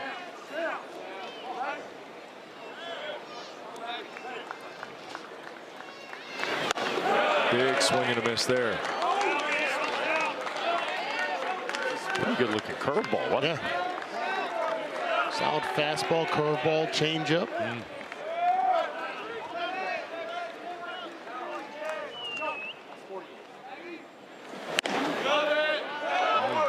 Strike 2.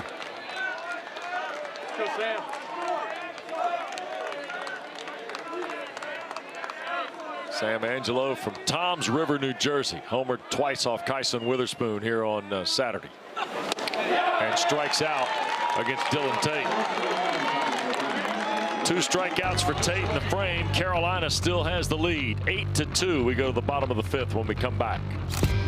Fire it up. The all-new Dragon Flame Grilled Whopper is here at BK. Bold, juicy, flame grilled, and ready for adventure. Experience a new kind of flame at Burger King.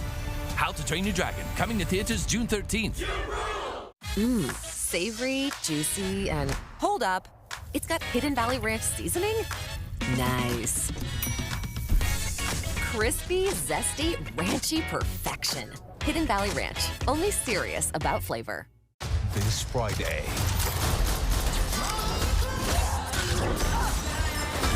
the John Wick franchise keeps fighting.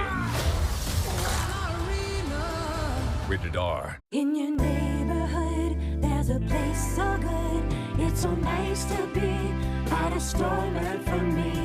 80% lean ground beef is just $4.88 a pound.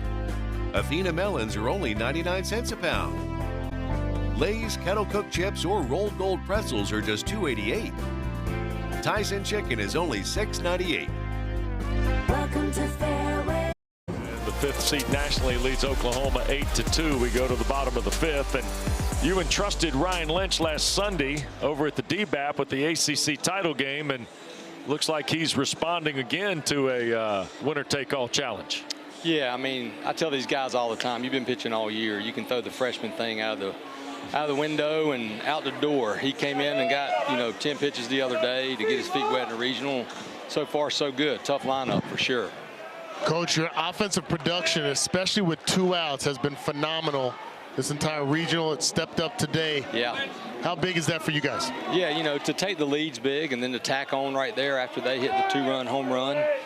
Dickerson's got all that pop, and man, he's been hot. So we just got to, keep playing and try to stop them from scoring. It's a balanced offense they have. Yep. Appreciate it, Scott. Thank you. Thanks a ton. Thanks, Coach. You bet. 1-0 to walk and make it 2-0.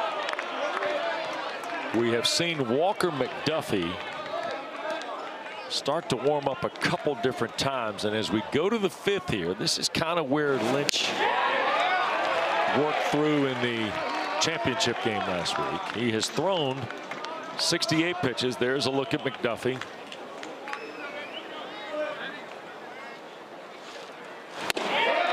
There's a swing and a miss, and it's 2-2 to Jason Walk on the slider again. That's been a trouble pitch for Jason Walk from the left side this entire regional. Back foot slider.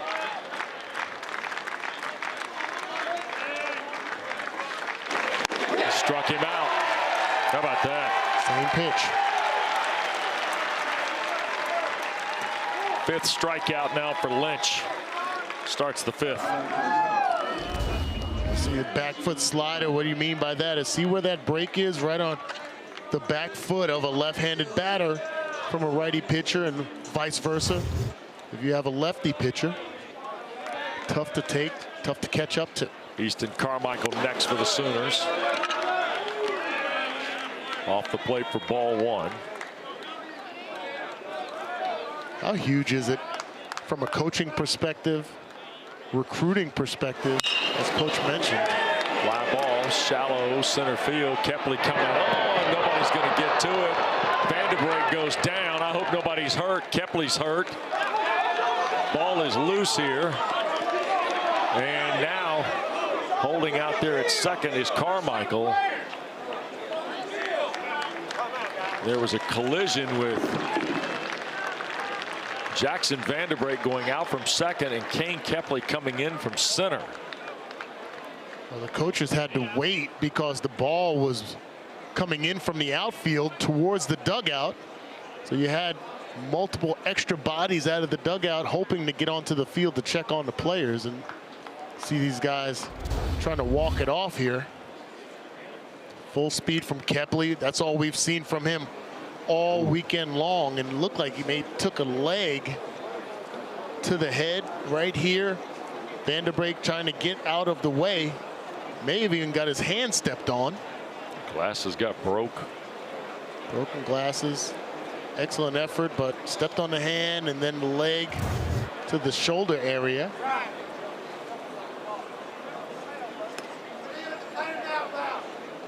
So Kepley trying to count his nickels and dimes. Vanderbrake is standing okay. Skip Johnson's out talking to Brian DeBrouwer, the home plate umpire, during this process. I think in that conversation is going to be about the coaches coming out of the dugout prior to the ball not being in play. The ball was coming in from the outfield. He missed the cutoff. Right. It was rolling towards the dugout, still in play, but the runner at second, I'm sure this is what Skip Johnson is saying, he didn't think about coming to third because he saw so many bodies. He didn't know which one was a player, which one was a coach. Sure. Valid argument.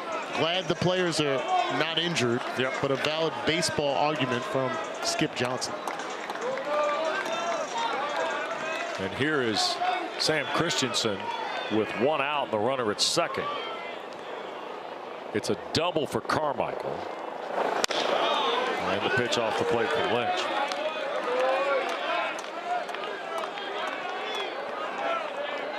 Kane Kepley, now he took the worst of the wear on that. He was like the kamikaze on kick cover. There's a strike. Know that all too well. And here you see, coaches are out, the ball's still rolling. Yep, there's. Pitcher veers off. A lot of blue jerseys over there. You don't know who's in play or who's not if you're even thinking about going an extra base. Yeah, your point's well made about just the baseball side of the operation. I think the first look on the Carolina coaches was the concern that you had two guys down. Yes. At the time.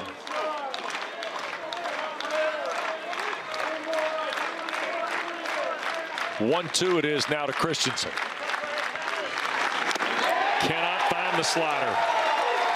Strikes out for a second time today.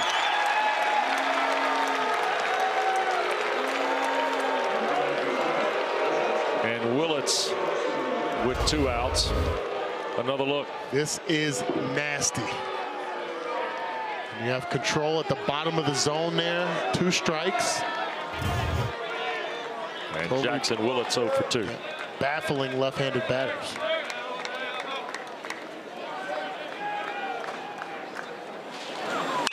Lynch sees Willits lifted to shallow right field, but right at Bass. The double by Carmichael is stranded. Oklahoma's got 5 hits in the game, but only 2 runs. We go to the 6th next.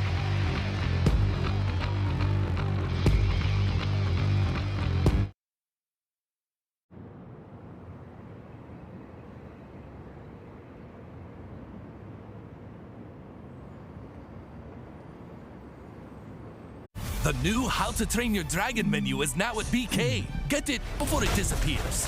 Oh, toothless. Bold, tasty, and dangerously delicious. How to Train Your Dragon. Coming to theaters June 13th. Mmm, savory, juicy, and hold up. It's got Hidden Valley Ranch seasoning? Nice. Crispy, zesty, ranchy perfection. Hidden Valley Ranch. Only serious about flavor. This Friday,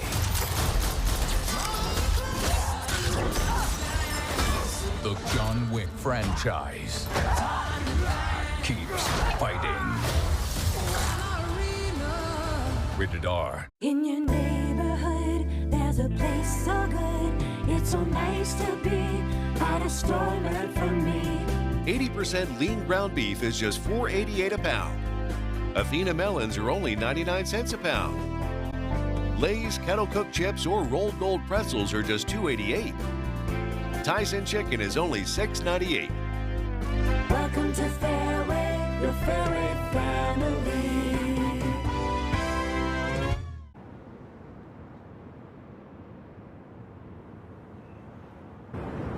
And of course, Carolina leading Oklahoma 8-2 in the Southeastern Conference now, who, man, got a ton of representation in the event. You see the teams shaded have all been dismissed. Alabama, Florida, Mississippi State, they were 2 and 3 seeds. But Vanderbilt, Texas, and Georgia, well, those were in the top 7. Yep. And the Sooners trying to avoid that fate too, and join the list is, boy, Carter French just slapped it right by Branch, diving at second. Into right field for a leadoff hit here in the 6th off of Dylan Tate.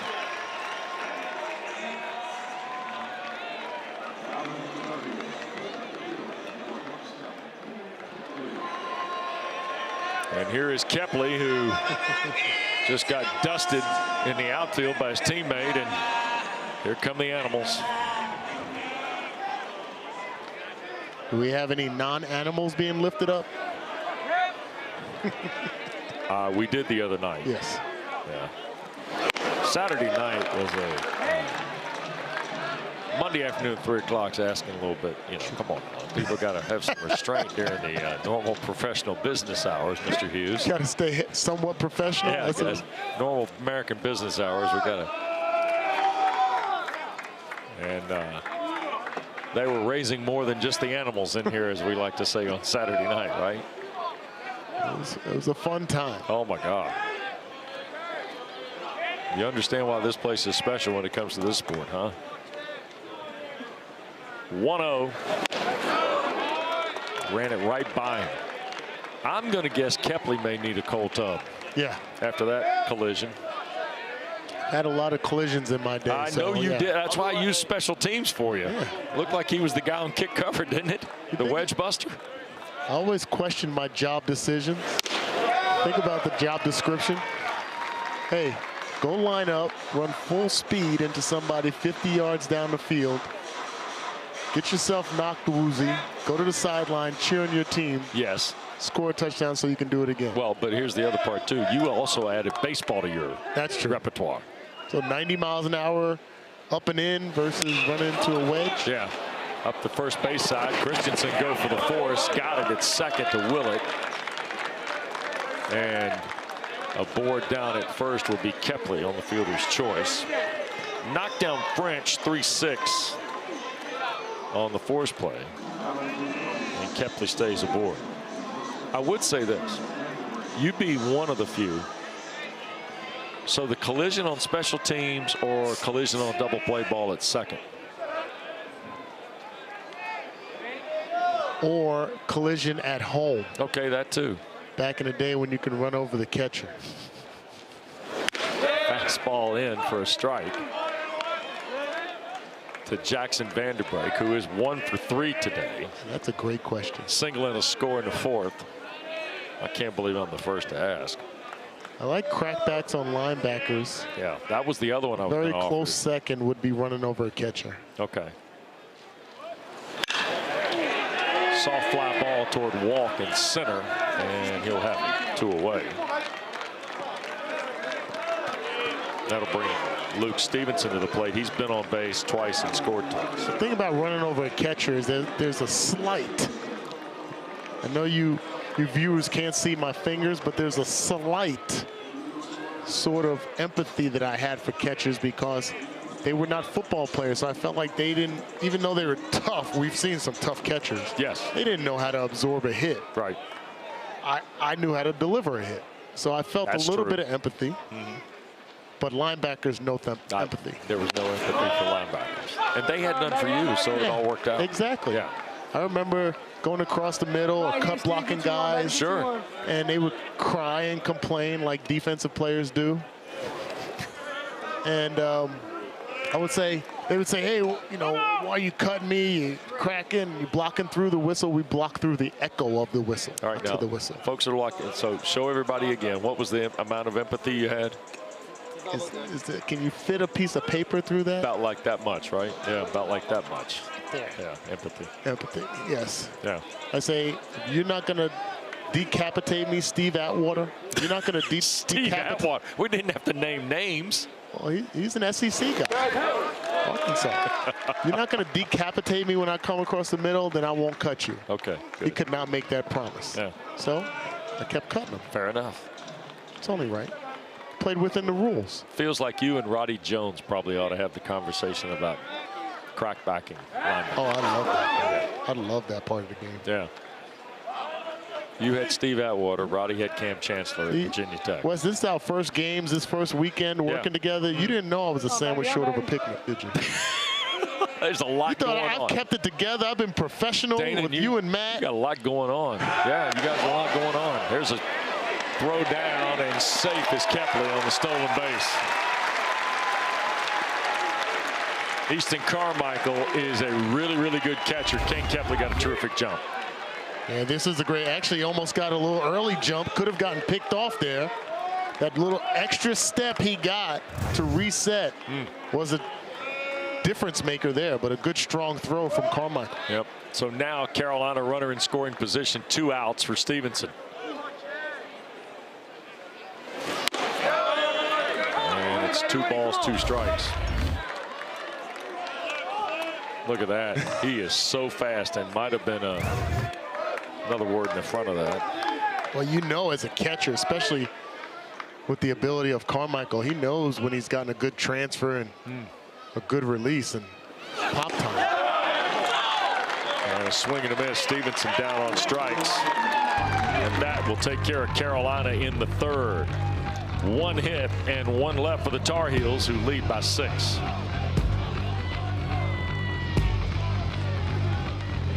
Fire it up. The all-new Dragon Flame-Grilled Whopper is here at BK. Bold, juicy, flame-grilled, and ready for adventure. Experience a new kind of flame at Burger King. How to Train Your Dragon, coming to theaters June 13th. Savory, juicy, and hold up. It's got Hidden Valley Ranch seasoning? Nice. Crispy, zesty, ranchy perfection. Hidden Valley Ranch, only serious about flavor. This Friday,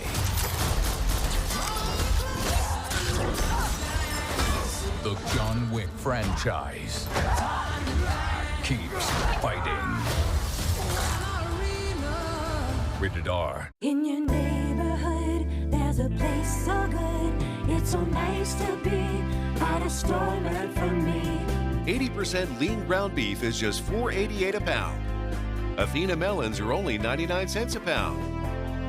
Lay's kettle cooked chips or rolled gold pretzels are just $2.88. Tyson chicken is only $6.98. Welcome to Fairway, your Fairway family. We can't get enough of the WNBA. Dallas Wings select Paige Beckers. With more stars and more heat than ever. Ridiculous!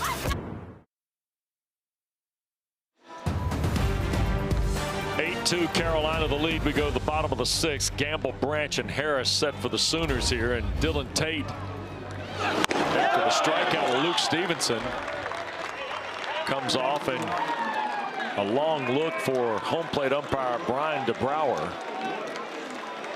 And he comes over and says something to Tate. And then all of a sudden a little extra conversation with Skip Johnson. Yeah, I think the scream off the mound and facing the batter while doing it is probably part of what was happening. And then, as we mentioned, there's no better cheerleader and supporter of his players than Skip Johnson. He's going to come out there and chat with the ump as well. Yep. 2 balls, no strikes to Gamble. Here in the bottom of the 6th. Now 3-0. Lynch is gone as far in this game as he has as a Tar Heel in this first season. Jersey kid stepping up on this stage. Thank goodness he's not from Bayonne. Yeah. We already have Dickerson from Lee Summit, Missouri, who's apparently going to have a Chamber of Commerce day as a result of your work here. All these people now mad at you because you're popping your hometown. I'm a man of the people. That's off the plate, and it's a 4-pitch walk of Gamble to start the 6th. Don't forget, Sunday Night Baseball coming up this week. Terrific matchup, finale of the series between the Red Sox and the Yankees. 7 o'clock Eastern, 4 Pacific on ESPN, ESPN Deportes, and ESPN Radio. Our coverage starts at 6 Eastern Pacific, 6 Eastern, 3 Pacific rather, with baseball tonight. There you go. Sunday Night Baseball presented by Capital One. Stevenson on the walkout. I think all of this is a preamble to Walker McDuffie. Going to pitch to Branch here in the 6th. McDuffie is still throwing in the Carolina bullpen. There is the right-hander. That's a guy they're excited about as well. They got Lynch here, of course, who is a 6'3", 235-pound freshman. McDuffie is a 6', 200-pound freshman from Lee County High School in Broadway, North Carolina. And Lee County is same alma mater of the head baseball coach, who is now on the walkout. So Scott Forbes is coming out. Ryan Lynch going to get a nice hand here. Last Sunday, He staked Carolina for about 4 1/3 on the way to the ACC championship. And he's given them a nice solid 5 innings of work here. Danon trying to get him to a super regional. Yeah, I got to go back to one of my earlier comments about Scott Forbes, his ability to find talent that can immediately impact this program, and that's what he got with Ryan Lynch, a freshman from New Jersey, on this stage with all on the line, coming up with that kind of performance. And now another freshman coming in. So Walker McDuffie on the hop from the bullpen. He'll be next for the Tar Heels in Chapel Hill.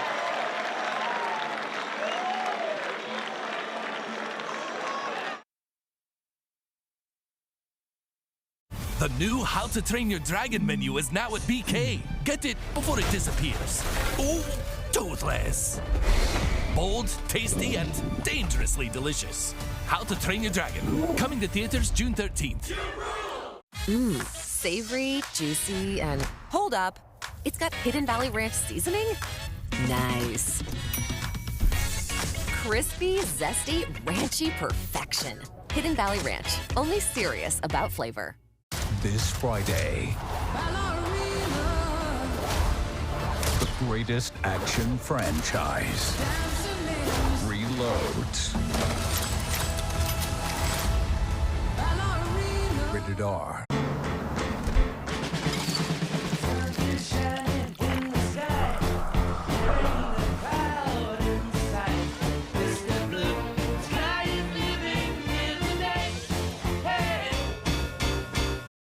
Strong today,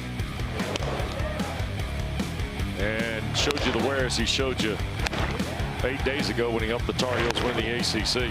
The slider was terrific. Yeah, the slider incredible, especially against the left-handed bats of the Sooners. That fastball with the arm side run in the upper 90s. Freshman pitching like a senior. See his numbers there: 5 innings pitched, 5 hits, 6 strikeouts in 82 pitches. Yep. Good looking prospect, trying to win his 5th. Here's another rookie they like. From Broadway, Walker McDuffie. 6 feet, 200 pounds. 3-1 on the year. ERA just north of 3 through 50 1/3. And basically 3-to-1 strike to walk ratio. That's what you want in this circumstance, especially up by 6 runs. Guy that's going to pound the zone, and what you're going to get from another freshman. And Walker McDuffie has that 3/4 arm slot, but 92 to 95 with his fastball. A slider with some sweep. He's mainly a 2-pitch guy. Here is Branch now. Gamble at first on the walk. And a strike. While we were away during the commercial break, McDuffie's first warm-up pitch was up on the screen. And all of a sudden, everybody kind of had their heart in their throat for a second here in light blue, and then the next one was popped right in the mitt, and everybody felt better. In fact, they clapped. Yeah, gave him a standing ovation. Ooh.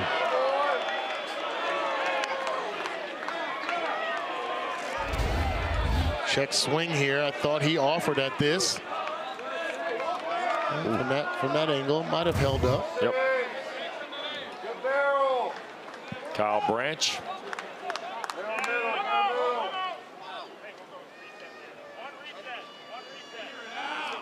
And the battery is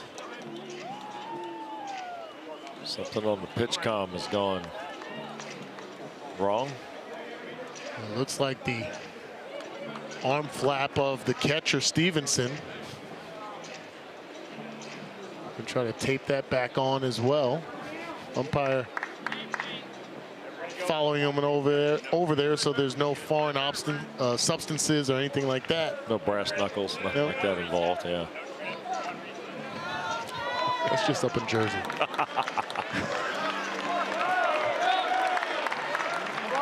Yeah, we told you last night the PitchCom device here, the voice on the PitchCom device to tell you what to throw. It's the voice of former Carolina basketball coach, Hall of Famer Roy Williams. That might be one of the cooler stories I'll take away from this weekend. Yeah. So when the PitchCom device doesn't work, that means Roy's not working. You know how that PitchCom device would be dadgum PitchCom's not working. Breaking ball off the plate. 2-2 now to Branch here in the 6th. Definitely have some similarities between Ryan Lynch and Walker McDuffie with that slider fastball combination.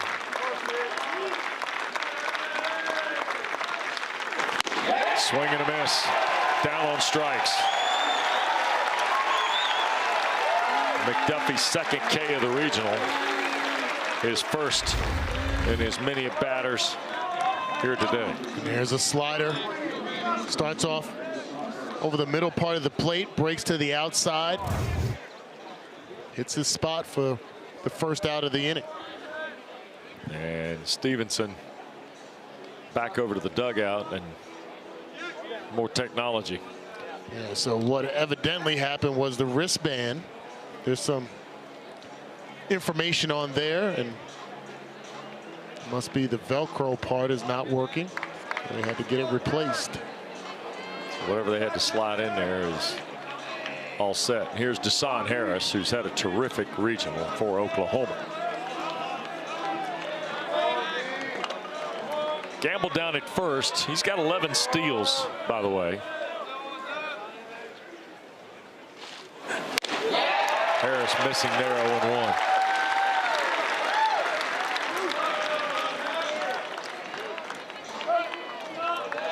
I think Coach Skip Johnson found himself a future stud here. Ooh. What he's been able to do specifically in this regional. Yep, young man. Consistency too. Plano is really impressive.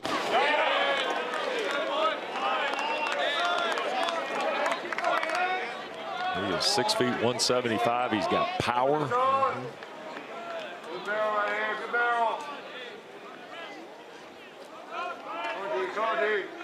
Runner first 1-1. Off the plate 2-1. A little surprised Gamble's still standing at first.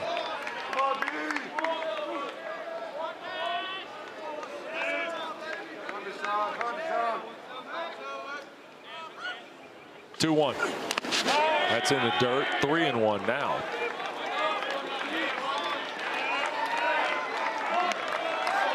I just think that the Sooners recognize, got to quiet the run game just a bit. Maybe if they play 2 runs here, bring the game within 4, that might open the door for them to get back to their normal game plan.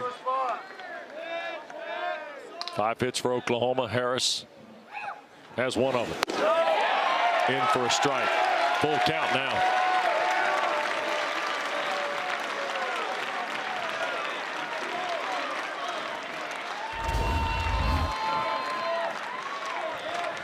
It looks like a little down, but give credit to Stevenson. Starts to glove low, brings it back into the strike zone. Struck him out. Another breaking ball from McDuffie. 2 away. Got a gift on the second strike, but this one right here, there's that breaking ball working to the back foot of the left-handed bat, just like we saw from Ryan Lynch, working the same way. So here's Dickerson, 2-run homer in the second. Off the plate with the fastball.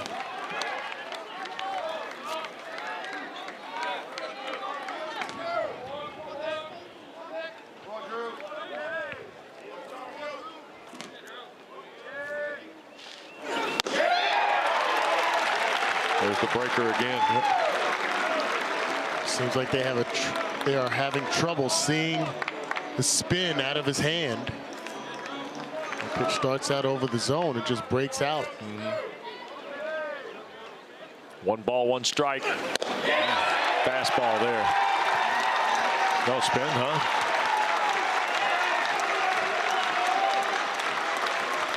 He ran that one up. Yeah.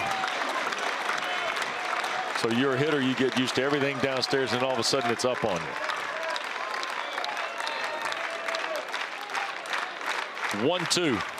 And McDuffie steps off.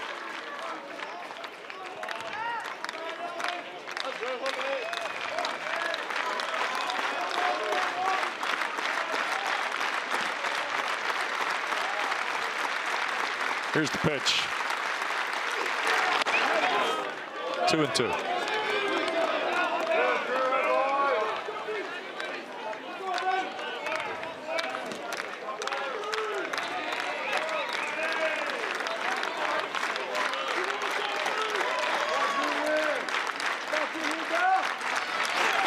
Struck him out. He strikes out the side.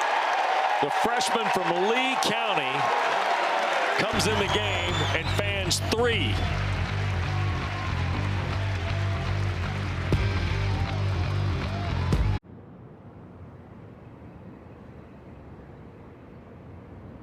The new How to Train Your Dragon menu is now at BK. Get it before it disappears. Oh, toothless. Bold, tasty, and dangerously delicious. How to Train Your Dragon. Coming to theaters June 13th. Clorox Sentiva cleans like Clorox. Smells like lavender. Feels like trusted clean, long-lasting freshness. Clorox Sentiva. This Friday,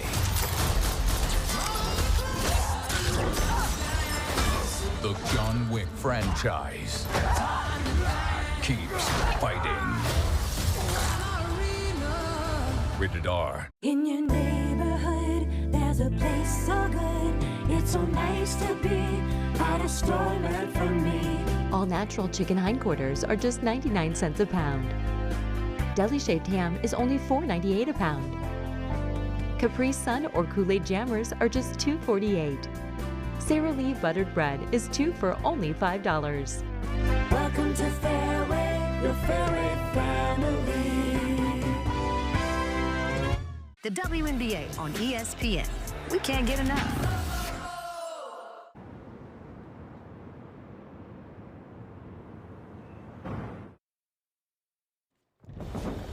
Matt Schick here in the studio, less than an hour away from Judd Utermark from Ole Miss. 4 home runs in the tournament.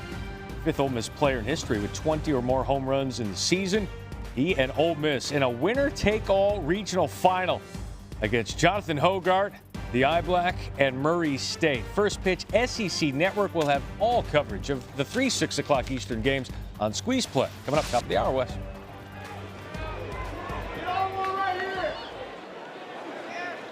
Congratulations, you guys have once again stolen the show this weekend. There's a leadoff ball back up through the middle. It'll be a hit for Gavin Gallagher, and the beat goes on for the Tar Heel third baseman at the plate this weekend. Another hard hit ball by Gallagher, and good extension there by Willis. Just could not reel it in. Not sure he would have had a play at first base, as Gallagher has some speed. You know, the fans were loving that. A chance to cheer on a play that was not made by Willits. So Gallagher at first, and here is Stokely. Up and away as Tate goes to work here in the 7th. To finish the thought, Matt Schick, Chris Budden, Mike Rooney, Chris Burke, it's just been phenomenal what they've done since Friday when the tournament started. And the Squeeze Play, such a great way to follow the tournament. Really, really is. I gotta ask them the question, what does the downtime look like after it's all done? By midnight tonight until next week. Yeah. Until next Thursday, next Wednesday. What does that look like for them? They do a great job. The production folks behind it, terrific work as well. The 1-1 in for a strike to Stokely. Gallagher is now 11 for 16 with 6 RBIs, 5 extra base hits this week. Oklahoma's busy in the bullpen. James Hitt has returned to the warm-up range. Jackson Kircher has also gotten there, and Stokely's down on strikes. So one away for Carolina in the 7th as Stokely heads back to the dugout. We told you the 6 total winner-take-alls. These are the other 5. Matt told you 6 o'clock on ESPN2, Wake Forest, Tennessee. It looks like Derek Jones and Jay Walker ready to go at 6 o'clock as well on the SEC Network. Mike Monaco, Kyle Peterson are in Knoxville at Lindsey Nelson. Those are games that'll follow us here in Chapel Hill. 8-2 Carolina. We're in the top of the 7th. 1 out and 1 on for Dylan Tate, working to Madera. Bangs it right by Willits into left field. First and second, 1 out. Second hit of the inning for Carolina.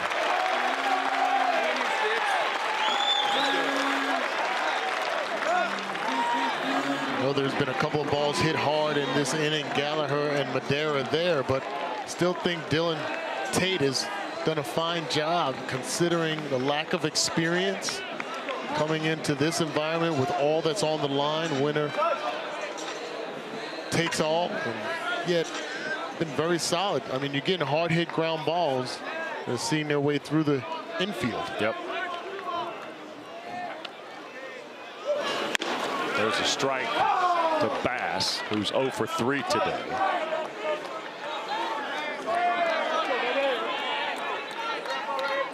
Got an RBI on the fielder's choice in the 3rd.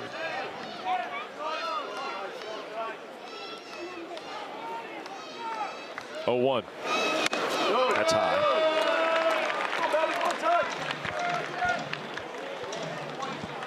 You see the situational stuff from Sunday and today. What a difference less than 24 hours makes. Drastically different. Runners in scoring position here. Fouled off. Carolina's now got 12 hits in the game, 31st time this year with 10 or more hits. 32 hits in the regional. 25 of them against Oklahoma. 13 on Saturday, 12 today.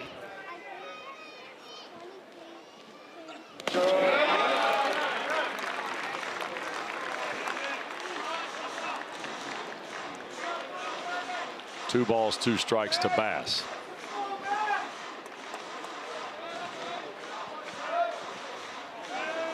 Angelo is on deck for the Tar Heels.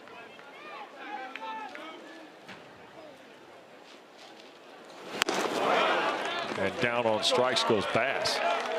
Hey, Dylan Tate looks good enough. You kind of wonder, what did it, I mean, injuries, rotation, depth, all those things factor into decisions. But I mean, he's been pretty steady here. Yeah, he's dealing right now. There's a breaking ball, the 5th strikeout of the day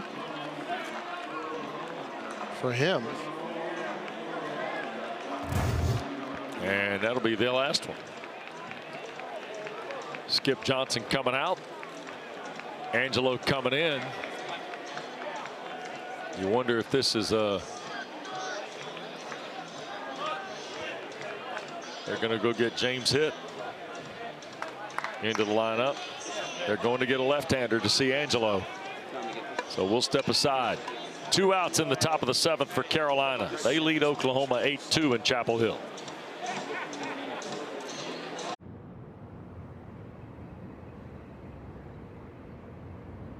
The new How to Train Your Dragon menu is now at BK. Get it before it disappears.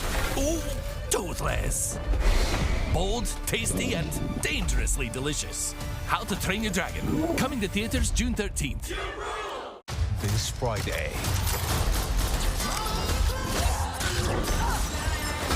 the John Wick franchise keeps fighting. Rated R. Hidden Valley Ranch is made with real ingredients for real ranch flavor that's impossible to put into words. But that's pretty close. Indescribably delicious Hidden Valley Ranch. In your neighborhood, there's There's a place so good, it's so nice to be at a store meant for me. 80% lean ground beef is just $4.88 a pound. Athena melons are only 99 cents a pound. Carolina. Pitching change coming for the Sooners. Don't forget the NCAA Super Regional coverage continues this weekend across ESPN, ESPN2, ESPNU, and ESPN Plus. For more information, visit NCAA.com, the home for all 90 NCAA championships.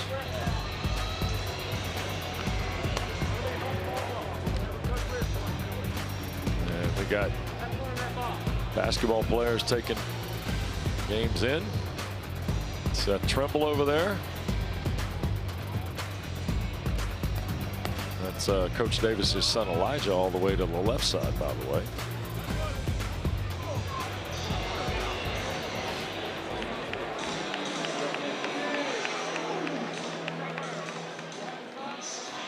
Here is the left-handed senior James Hitt from Magnolia, Texas, into the lineup, and this will be the second time we've seen Hitt. He actually got credit for the win.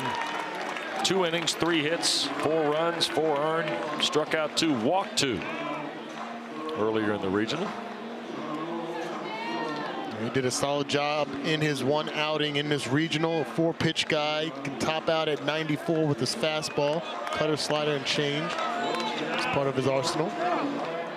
Becomes the 4th Nebraska Oklahoma pitcher of the day. Sorry.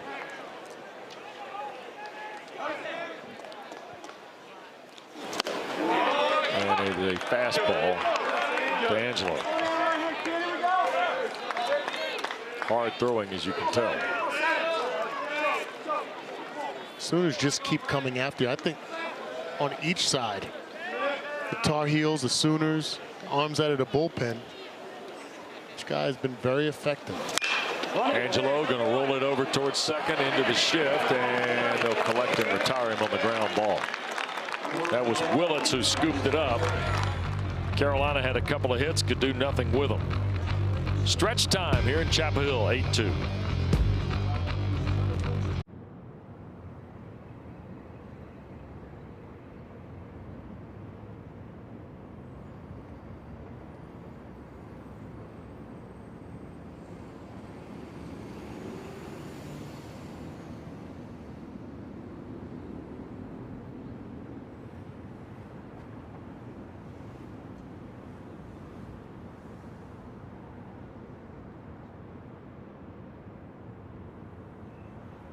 Fire it up. The all-new Dragon Flame Grilled Whopper is here at BK. Bold, juicy, flame grilled, and ready for adventure. Experience a new kind of flame at Burger King. How to Train Your Dragon, coming to theaters June 13th. Mmm, savory, juicy, and hold up. It's got Hidden Valley Ranch seasoning? Nice. Crispy, zesty, ranchy perfection. Hidden Valley Ranch, only serious about flavor. You can still leave. You still have a choice.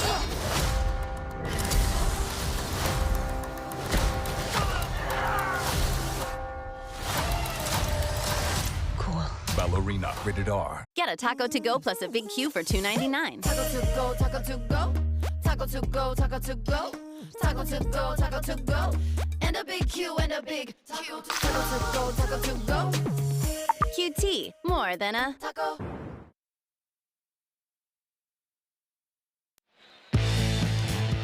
Well, Walker McDuffie came in after a leadoff walk an inning ago from Ryan Lynch, and all he did was sit down Branch, Harris, and Dickerson in order, Dana. Same type of electric stuff, just different person on the bump. Walker McDuffie, same type slider, working just as effectively as Ryan Lynch was. Sooner third baseman Dawson Willis stands in first here, and then it'll be Jason Walk and Easton Carmichael. 9-1-2 for Skip Johnson here in the bottom of the 7th. 0-1 it is to Willis. Fouled away, 0-2.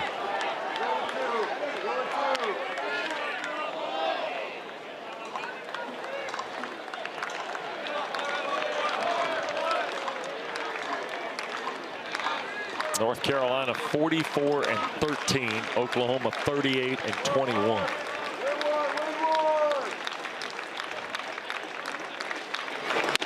Off the plate, 1-2.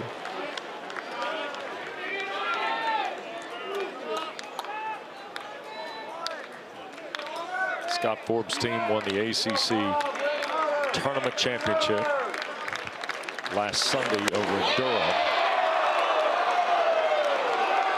2 balls, 2 strikes. Oklahoma was eliminated by Vanderbilt in Birmingham in their 3rd game of their very first Southeastern Conference tournament. There's a strike. Willis is down. 4 in a row now for young Mr. McDuffie.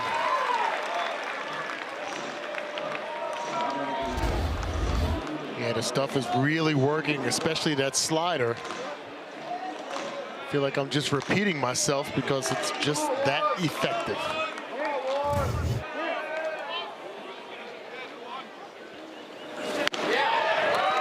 In there for a strike to walk. Broadway, North Carolina is about 30 miles from Chapel Hill, down in Lee County. Fly ball into right, going back is Bass, and gone. Jason Walk's 9th homer of the year. And the first hit surrendered by Walker McDuffie. The first quality swing we've seen on that slider. Jason Walk going to school, finds a hanger, and it's a great swing on that.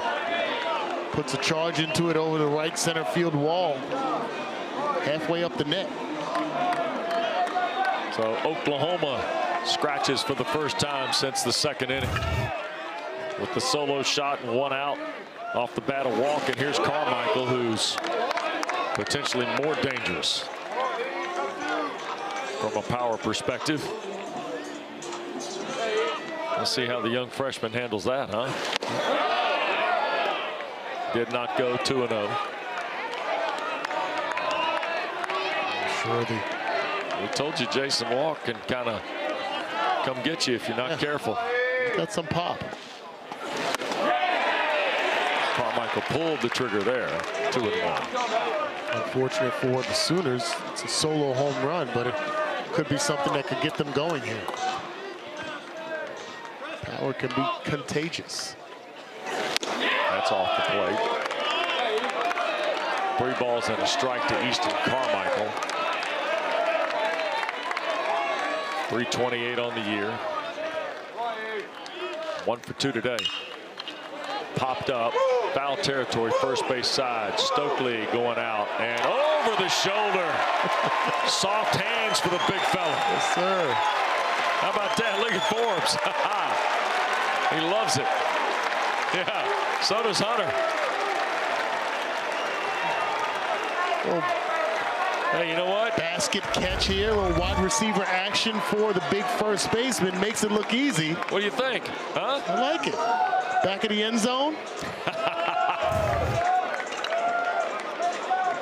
Heard Belichick signing lacrosse guys. Hey, how about a baseball guy to go catch a ball? We talked about Jake Knapp. 6'5", 270. He used to go over on that side of the complex. Maybe Stokely can follow him.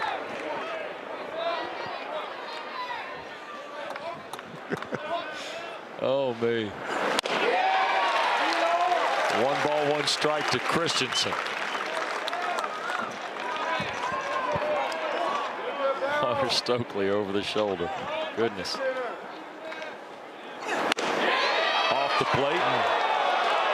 2-1.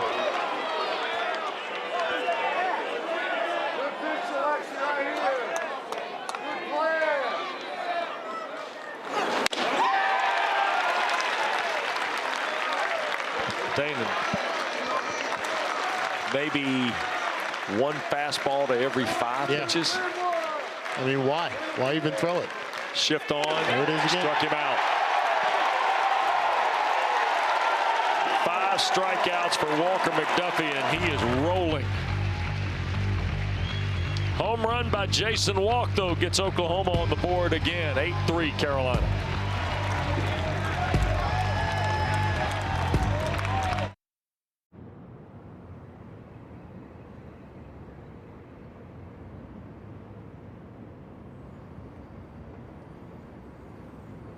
Fire it up. The all-new Dragon Flame Grilled Whopper is here at BK. Bold, juicy, flame grilled, and ready for adventure. Experience a new kind of flame at Burger King. How to Train Your Dragon, coming to theaters June 13th. Dear unbreakable spirit, when the terrain is gnarly, you steady us. When obstacles are ahead, you lift us. When the turf is hostile, you inspire us. Own a legend. Toyota Trucks. Toyota has the best resale value of all brands according to Kelley Blue Book's KBB.com. Find yours at Toyota.com. Toyota. Let's go places. Hidden Valley Ranch is made with real ingredients for real ranch flavor that's impossible to put into words. But that's pretty close. Indescribably delicious Hidden Valley Ranch.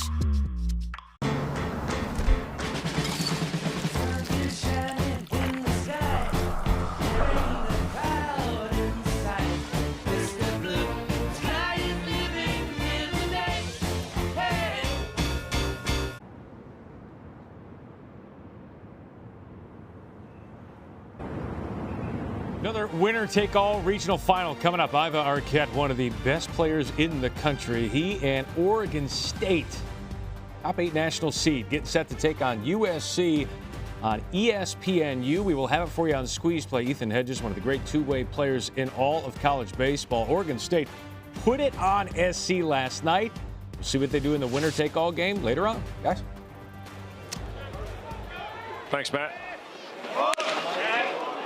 Here is Carter French. And Joe Bunt pulled it away, 0-1. Mark Neely, Greg Swindell waiting for you in Corvallis tonight. For Southern California and Oregon State. Here's the 0-1. Past the diving Branch into right field. Carter French got 3 hits today. Starts the 8th with a single. Good to see him get going. He's had some struggles throughout this regional this weekend, but as you mentioned, the last 3 at-bats, 3 base hits. And here we go. I saw a cup raised. We got a hat raised, a kid. A kid. Oh, no. Holding up kids. Oh, my goodness. Oh. I was fearful that might happen. Somebody and a small child. Kepley a bunt. And off the mound comes hit. He'll flip to first for the force. Down to second. Races Carter French.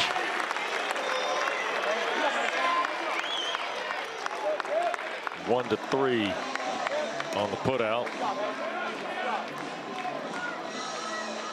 And that will do that. And before Gavin Gallagher pitches, or hits rather, we're going to change pitchers. And Oklahoma's going to go get Kircher. So we're going to see Jackson Kircher's 13th appearance of the year. You get a look there at the freshman right-hander from Little Rock, Arkansas. He's next for Oklahoma.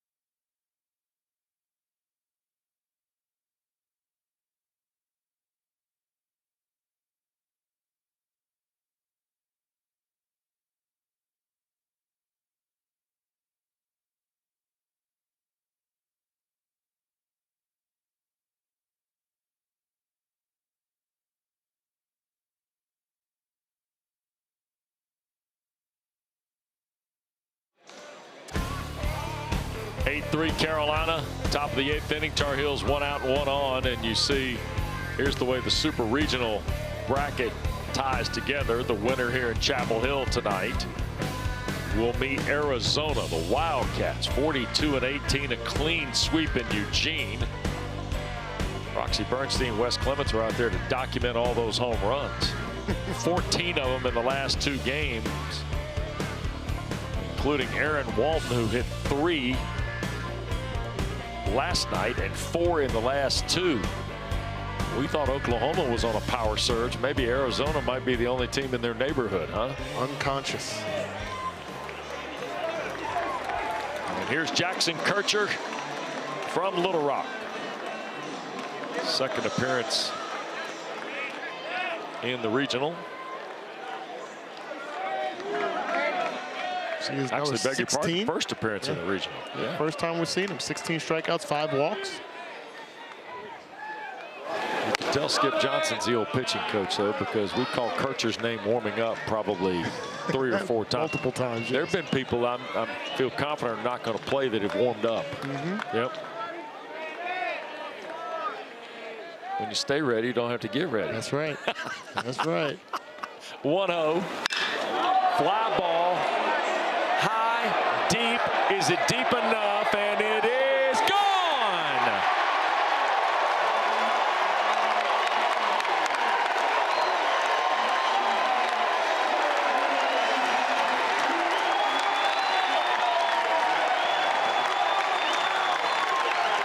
Jackson Vanderbrake was not going to let it get away before he contributed in a big way.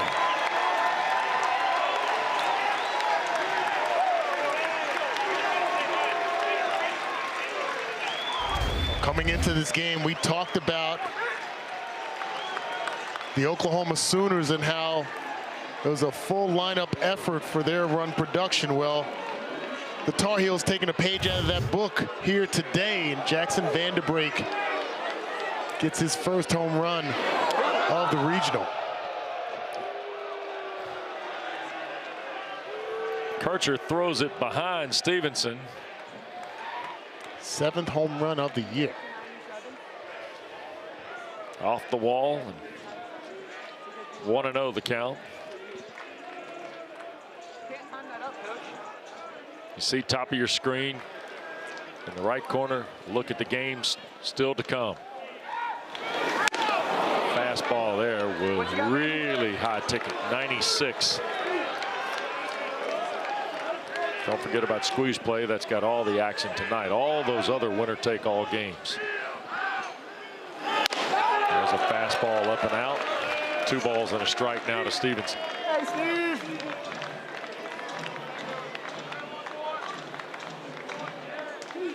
10-3 now, Carolina in the 8th. In the dirt. 3-1. Kircher's got a live arm there. He's seen the fastball get up to 97 miles an hour. So a little challenge commanding that fastball.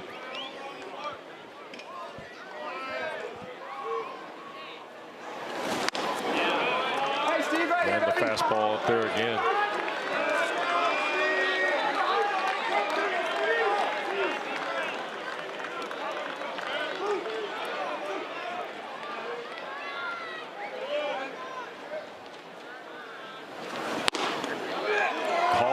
Strike on the 3-2.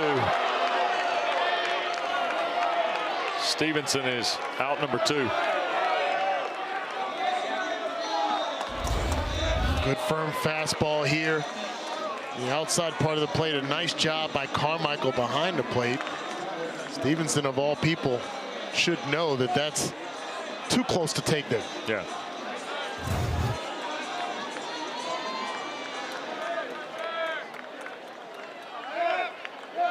So here's the 3rd batter, Gavin Gallagher, with 2 down. It's faced Jackson Kircher.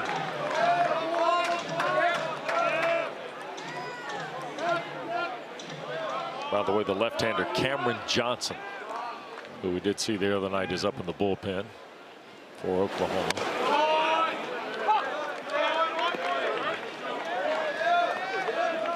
Steve Kircher knows how to generate all that power. In his windup, he stores so much power, so much weight on that back leg, drives off the rubber. Ultimately, in his windup, as a batter, all you're seeing is the 1 and 4. So his full force is pushing off the rubber and coming downhill with that 97, 98 mile an hour fastball. He's not the first guy. No. The Sooners have rolled out here with that kind of form, too.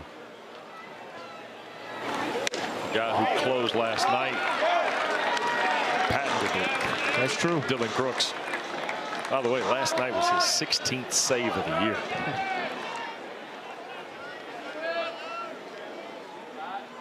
(10-3).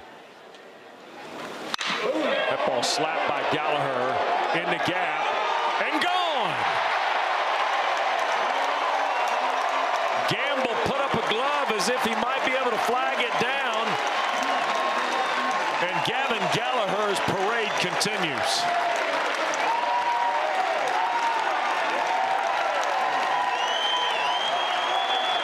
That fastball came in at 97 and went out at 107.62 exit velocity.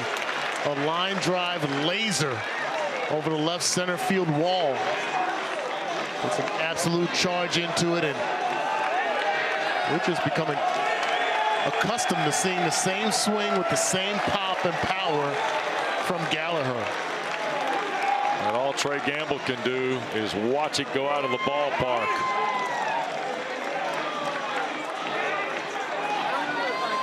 (12 for 17). 2 homers, a triple, 3 doubles, 7 RBIs for Gavin Gallagher.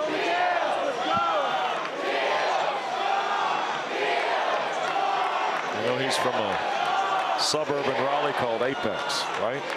Pat, our producer, Matt Krause, lives in Apex. Oh. It's the peak of good living. I'd say Gavin Gallagher is the peak right now for Carolina. Back to Chapel Hill in a moment. Fire it up. The all-new Dragon Flame Grilled Whopper is here at BK. Bold, juicy, flame grilled, and ready for adventure. Experience a new kind of flame at Burger King. How to Train Your Dragon, coming to theaters June 13th. Mmm, savory, juicy, and hold up. It's got Hidden Valley Ranch seasoning? Nice. Crispy, zesty, ranchy perfection. Hidden Valley Ranch, only serious about flavor. This Friday,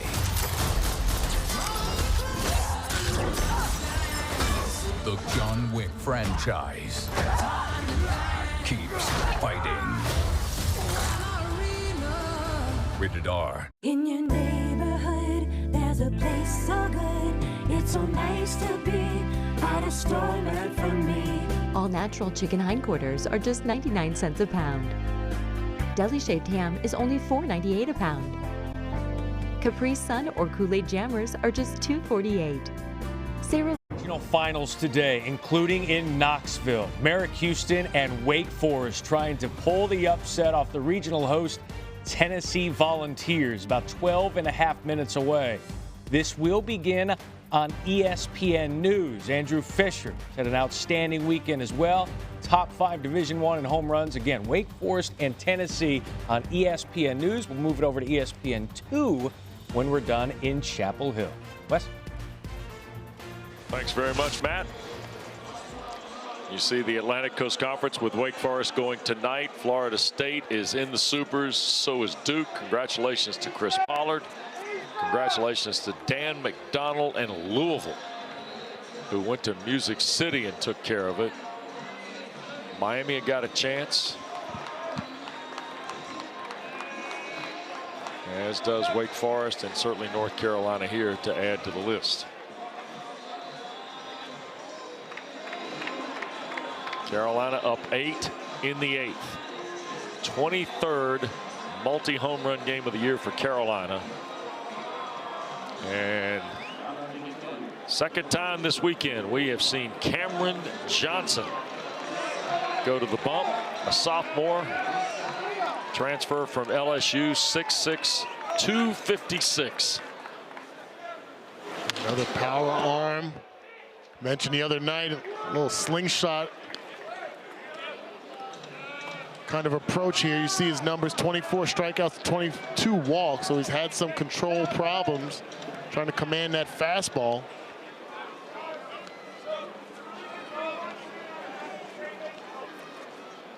One-0 to Stokely.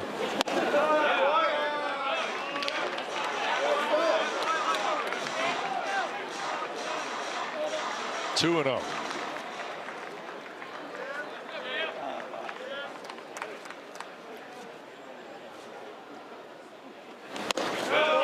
Three and 0 now, or strike, 2-1. Sorry. Carolina 74 extra base hits over the last 18 games. 41 doubles, just 2 triples. Yeah. 31 home runs. I got to pick that triples number up. I knew you'd say that. 3 balls and a strike. Think I should talk with Coach Forbes about that after right you? on your way down. Yeah. Right after you're done. Yeah, just. He'll appreciate it. Yeah, on your way out, would you step by the office and discuss the triples? 3-1. Tried to hold up. Ball 4. Did he? Yes, it is. Stokely's aboard with a walk.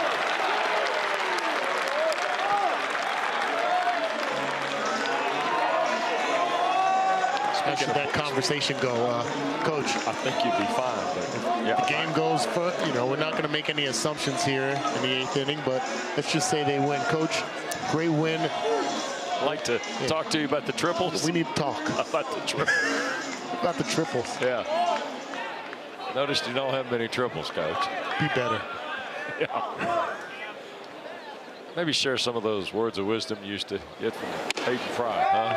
Yeah. Him and Ferentz and all those guys you were with at Iowa. Why don't you do that? Huh? Yeah, Coach Ferentz, who's the offensive line coach. Yeah. That's right. Coach Snyder, Bill Snyder. Wasn't Bielema around there too? Bielema was my classmate. That's right. You and teammate, yeah. Bielema. Why don't you just, how do you think those logic and words of wisdom would go? 1-0 in the dirt. I remember twisting my ankle. Coach Fry come up to me, hey, you got a hitch in your giddy up? I did, Coach. Did have a hitch in my giddy up. I still find it just incredibly fascinating that somebody from Bayonne, New Jersey ended up at Iowa City. The best decision of my life. I agree. I don't disagree with anything you're saying. But one negative thing to say about that experience. It was the most amazing experience. Still got the relationships, go on vacation, weddings. 25, 30 years later, same group of guys, fantasy football leagues. Couldn't ask for anything better from a college experience and beyond than my days at Iowa. Yeah. But I did say the first time I ever saw cowboy boots, said that the other night with Coach Fry. Yeah. Never saw cowboy boots in my life. I was on a recruiting visit to New Jersey. Yeah, he came to my house. And Cameron Johnson has seen 2 batters. He's walked them both. Easton Carmichael's gone out. And we have more activity in the Oklahoma bullpen. Bo Sampson is out there. There's a look at Sampson. He is yet another left-hander.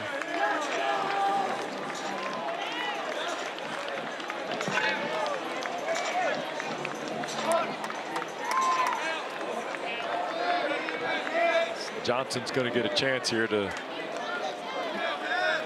pitch to Bass. First and second on 2 walks. 2 outs.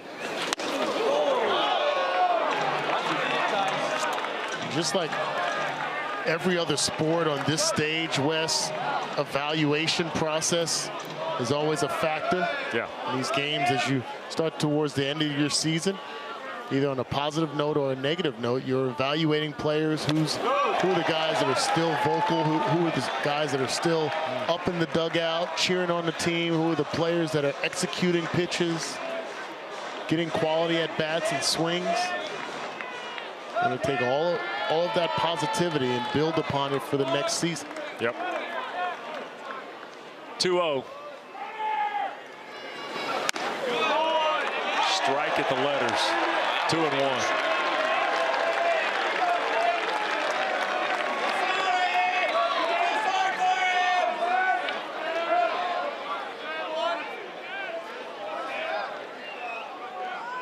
Johnson's trying to find the zone. 3-1. Once had a conversation with a pitcher who said there is no more lonelier feeling than not being able to hit the strike zone. That's right. You are alone. Yep. It's all on you. 3-1. Third walk offered by Johnson, and the bases are loaded.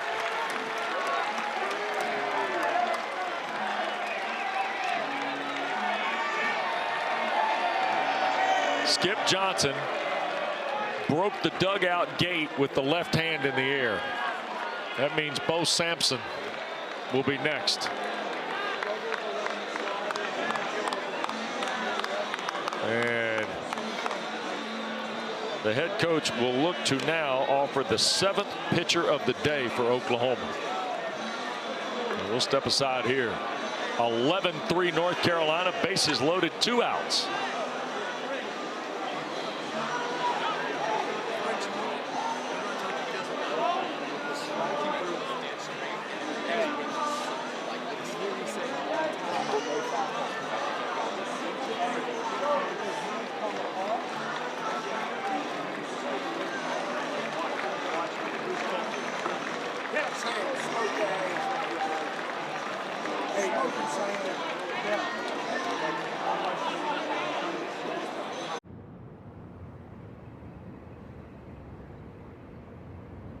The new How to Train Your Dragon menu is now at BK. Get it before it disappears.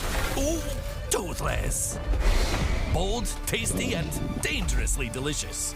How to Train Your Dragon. Coming to theaters June 13th. Dear unbreakable spirit, when the terrain is gnarly, you steady us. When obstacles are ahead, you lift us. When the turf is hostile, you inspire us. Own a legend. Toyota Trucks. Toyota has the best resale value of all brands according to Kelley Blue Book's KBB.com. Find yours at Toyota.com. Toyota. Let's go places. Clorox Sentiva cleans like Clorox. Smells like grapefruit. Feels like trusted clean, long-lasting freshness. Clorox Sentiva.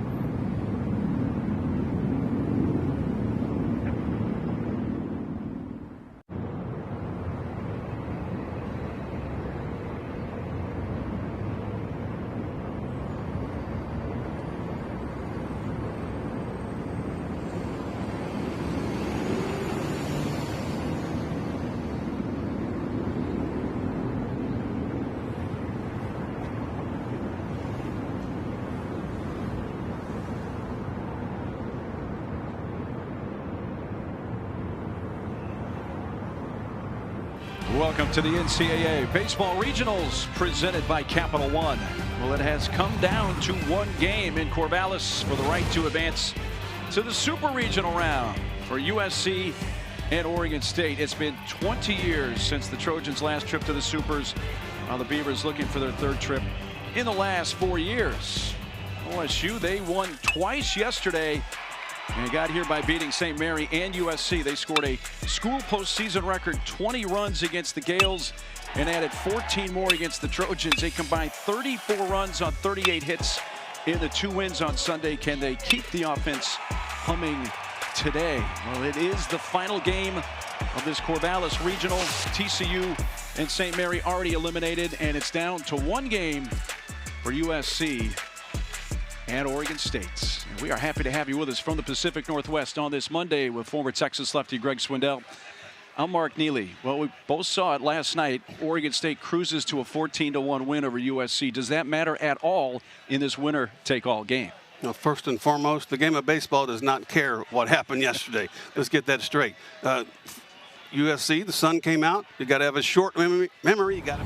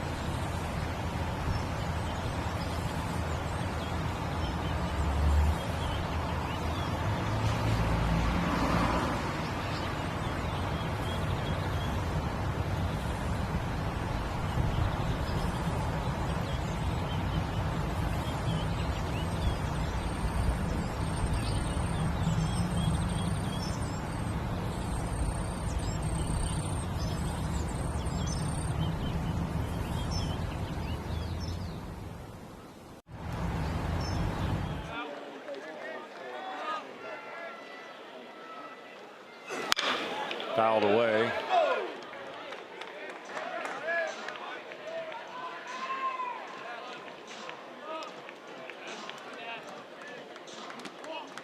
Oh, 1 to Harris.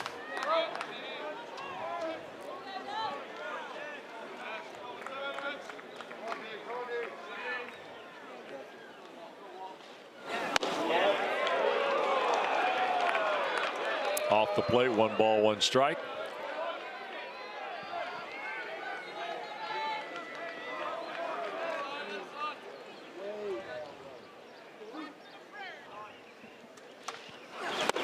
Big cut on the breaking ball. There is part of this Oklahoma roster. Harris, a sophomore. Dickerson, the freshman. Willett's a sophomore, although I think Jackson's draft eligible because of age. Then you look at some of the pitching. Dickerson, freshman, you mentioned.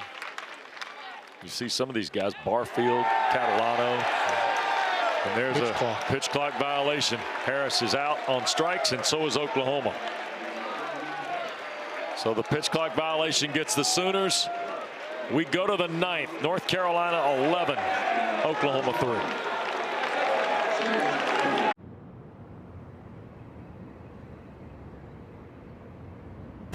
Ooh, toothless. Bold, tasty, and dangerously delicious. How to Train Your Dragon. Coming to theaters June 13th. This Friday.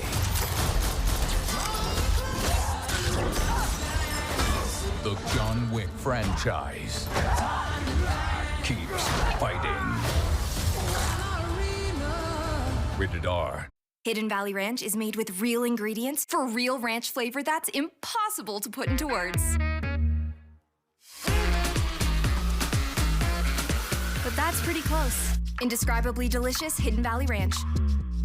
In your neighborhood, there's a place so good. It's so nice to be at a store meant for me. 80% lean ground beef is just $4.88 a pound. Athena melons are only 99 cents a pound. Lay's kettle cooked chips or rolled gold pretzels are just $2.88. Tyson chicken is only $6.98. Welcome to Fairway, your Fairway family.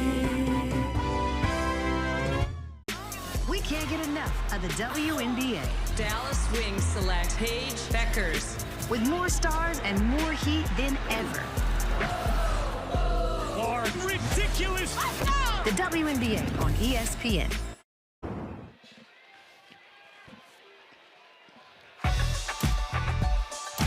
This is not a live look at Franklin Street. Traffic's moving way too fast. Usually it's more stopped up and slower. That's how you know it's not a live look. 11-3 Carolina leading here at the Bosch in Chapel Hill. Don't forget, squeeze play's underway, so scan the QR code now on your screen. Matt Schick, Michael Patrick Rooney, and Chris Burke are there to... Give him the full government name? Well, that's what they do during squeeze play. It becomes Michael Patrick Rooney. Terrific, terrific program. And they've done a marvelous job as well. And fun to be a part of their weekend. And here is Carter French, who maybe not had the best weekend. All of a sudden, it's 3 for 4 with a run driven in today. Sampson throwing over the top. For him, it could be that catalyst for next weekend. It's the game of baseball. Yep.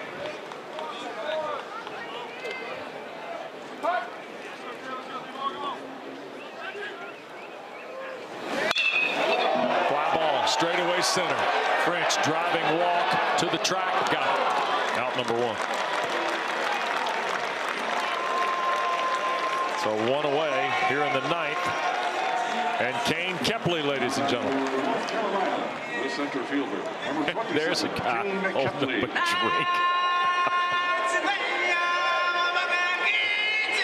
There's a couple more drinks for you. Sodas. Kepley, one of 2 Tar Heel batters in the lineup. Look at where do you get the Simbas with the Carolina t-shirts? 2 Carolina batters. The only 2 that have not gotten a hit today. Kepley. Yep. There's the Simba again with the glasses. Little Walker McDuffie glasses, perhaps. Unbelievable. I heard about it, and it's even better than I heard. You know, it's one of those things you're told, and then you see it, and you're like, oh, no, come on. It's really good. There's McDuffie. So you see his glasses, and apparently those are the glasses that are also part of the eyewear for the animal. One would say Walker McDuffie's glasses are borderline Ricky Vaughn. That's what I was thinking. Wild thing. Yeah. 3-1. Ball 4. Kepley's aboard again. He has been on base twice now in the ball game.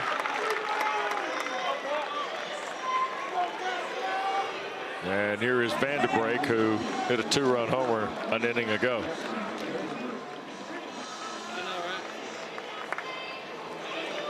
So if you're Skip Johnson, how do you process this? You won 2 ball games in Hoover, got yourself in the regional, found some offense here for really 2.5 games. Ball on the way to Vanderbrake. How do you process this? He's got, we talked about Dickerson. You got young guys, got some sophomores, got one maybe in the draft eligibility pool as a sophomore. Elsewise, guys who, you know, we all understand it's a transitional landscape and a transactional landscape at some point. I think the first thing you would expect from him is credit to Scott Forbes and the Tar Heels, and what it wasn't necessarily what they didn't do themselves as Sooners, but what UNC did. And you know, the onslaught that started in the first inning, scoring 3 runs, 3 runs, 4 runs in the 3rd inning, another one in the 4th. Like, it just continued to keep coming at them, taking advantage of some of their miscues and just hitting smoking balls just like that. Kepley going to 3rd. Walk will field it at the corners and 1 out. Vanderbrake staying hot. Has had a nice day after a tough first couple days here in the regional. And Stevenson's going to get a crack here. He's been on base 3 times and scored twice. I think his program, though, first year in the SEC, he's got a lot of experience to take place now to process coming back for the second campaign in that conference. And you have to go through the experience in order to know. You can have the scouting reports and have watched it just a bit, but until you are actually playing weekend after weekend of SEC baseball, you don't know what you don't know. And then it tells you a lot about the makeup of your roster and your lineup and maybe your recruiting techniques and thoughts on what kind of talent you need to bring in to compete week in and week out. Here's the 0-1. That's off the plate. 1 ball, 1 strike. Sampson working here. 7th pitcher of the afternoon for Oklahoma.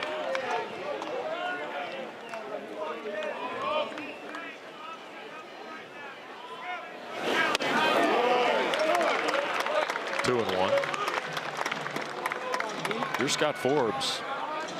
You're in a pretty strong path. And again, he talked about this with us on Thursday. You knew what you lost, every team being different. Could you continue to take these guys to, you know, this success, get them in a position to go back to a super, to then potentially make a return trip to the College World Series? And heck, you spoke about some of the firepower and the hitting power and that's been displayed by Arizona. But based on what we saw from Jason DeCaro and Jake Knapp, you're looking for 2 games in a 3-game super series. I mean, super regional. 2 down on the strikeout for Stevenson. And here is Gallagher. What more could he do that he hasn't done already this weekend? 4 for 5 on the afternoon. 3 of 5, I should say. I still don't think that hit in the 3rd inning, they charged it as an error. It should have been an error. You wanted it to be a hit, so he would then be. I mean, that was a tough play. Yeah. So that would be 13 hits if they change that. In 17 plate appearances. Yeah, I'm not sure I've seen somebody that hot. It's amazing. 1-0. 2-0 off the plate. 2 down. We're in the 9th.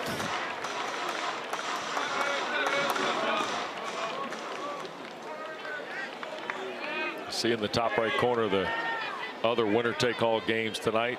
Place of network and start times, and there's a fly ball to left, and it is gone. Are you kidding me? Are you kidding me?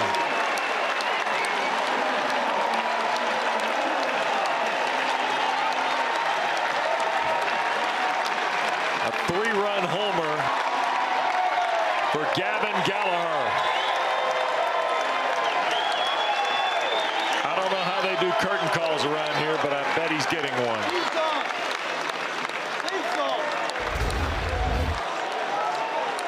Mirror image of just about every swing we've seen from Gavin Gallagher this entire weekend. Balanced, power L on the back leg, and then halfway up the net. That ball leaves the park quickly. You see the guys out there. The grounds crew in the shed love it. In for a strike to Stokely.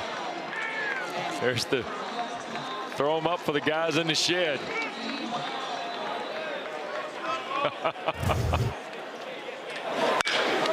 Back through the middle. Willits behind the bag. And Carolina is retired. Gallagher does it again. A 3-run shot. My goodness. Back after this.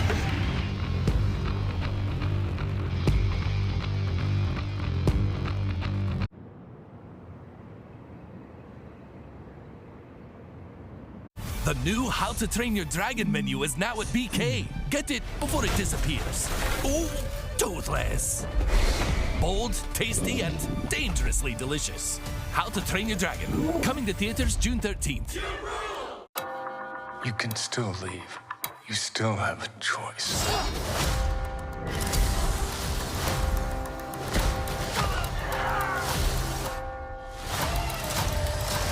Cool. Ballerina, rated R. Hey, baby. Is that Hidden Valley Ranch? This is the most flavorful day of my life. Easy squeezy Hidden Valley Ranch. Only serious about flavor. If it's summer, Frank's got you covered with these sizzling deals at Fairway. This week, Ruffles are just $3.88. Blue Ribbon Classics bars are only $4.99. Capri Sun or Kool-Aid Jammers are just $2.48. Whole seedless watermelon is only $5 each. Fairway, sizzling savings all summer long. The Women's College World Series on the networks of ESPN.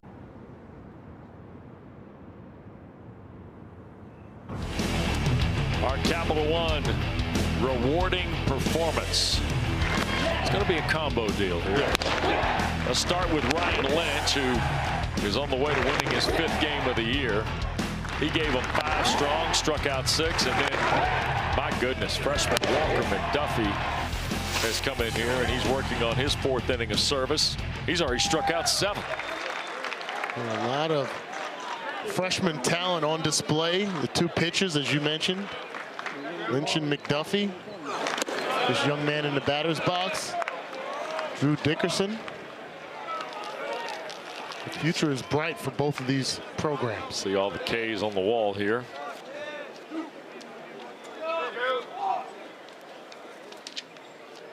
One ball, one strike it is to Dickerson. Fastball just missed off the plate.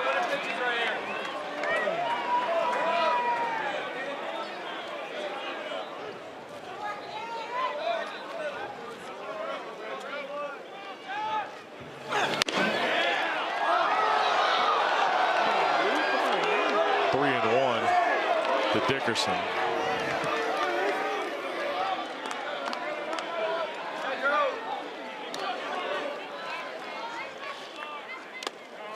Did he offer? No. Ball 4.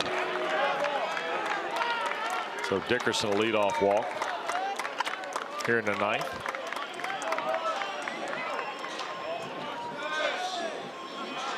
And pinch hitter now for Oklahoma. Here's Scott Mudler, who we saw on Friday against Nebraska. He was injured, finished the game. Yep. And has not played since, I don't think. Well, he did appear as a designated hitter in the ball game on Saturday night. So he is 3 for 9 in the regional with a double and 2 RBIs. Injured his shoulder early in the ball game against Nebraska. Amazingly finished it. Ground ball sharply hit the second. Play from Vanderbrake to be the first. 1 away.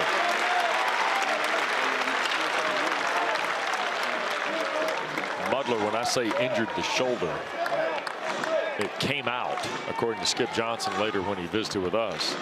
They put it back in. And then, by the way, he got an RBI hit with the shoulder. Now, he had some issues throwing the ball. That's why you just saw him as the designated hitter. Don't forget Wake Forest, Tennessee from Lindsey Nelson in Knoxville coming up. Here on ESPN2, Mike Monaco, Kyle Peterson will have full coverage for you there.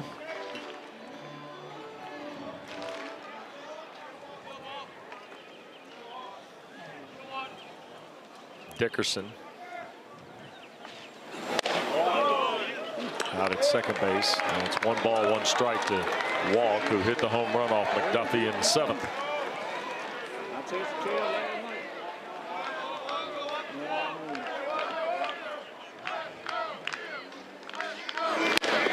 Fastball off the plate. 84, 2-1. That didn't look like it had much move in it. Nope.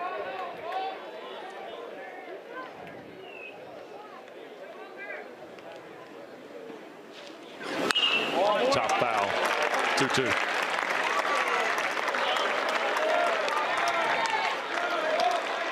Jason Walk, another sophomore on this roster. 9th home run of the year earlier today.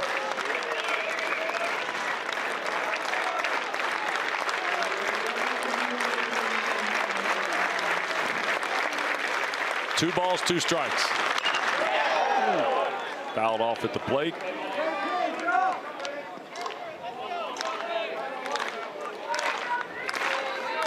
North Carolina 3 in the first, 4 in the 3rd. And when they answered the 2 runs that Dickerson provided Oklahoma with the home run in the 2nd, they got 4 more to answer it in the top of the 3rd. They kind of set sail, it felt like, from there. Fly ball left field, going back is French, and he'll have it. Out number 2. Dickerson will not advance on the tag. Crowd will come to its feet. With 2 outs, and here is Easton Carmichael for what might be his last at bat as a Sooner. That's right.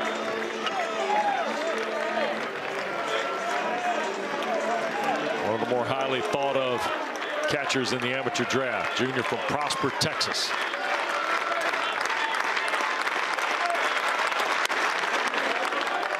Ball 1 from McDuffie.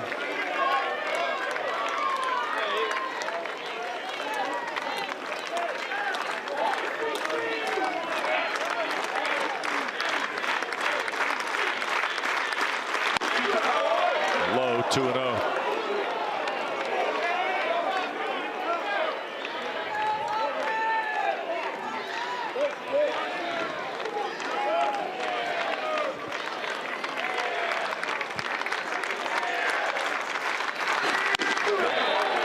There's a strike, 2-1. I give it to McDuffie. He knows exactly what he wants to accomplish on the mound. He wants to pound the outside part of the plate, spin it off the edge. There's one hit over the head of Vanderbrake into center. Around third will come Dickerson. Oklahoma going to put a run on the board with the RBI from Easton Carmichael.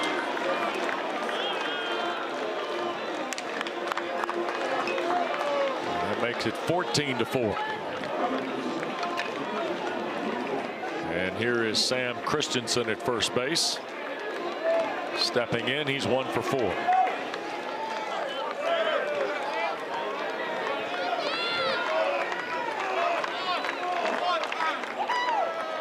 Now we're getting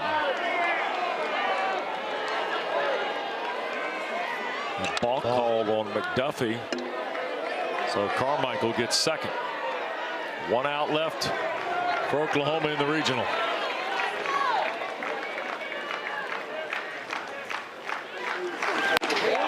In for a strike. Christensen is 1 for 4. He got a single in the first and has struck out 3 times since.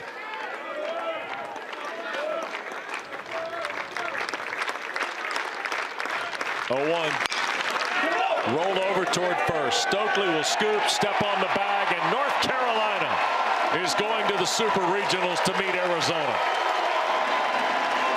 What an effort by Ryan Lynch and Walker McDuffie, a pair of freshmen, Dana. Yeah, the freshman stepped up on this stage, the most important game of the season for the Tar Heels, and they're going to advance to the Super Regional. A 10-run win for the Tar Heels. They're off to the Super Regionals. We're off to Knoxville. Mike Monaco and Kyle Peterson with Wake Forest, Tennessee.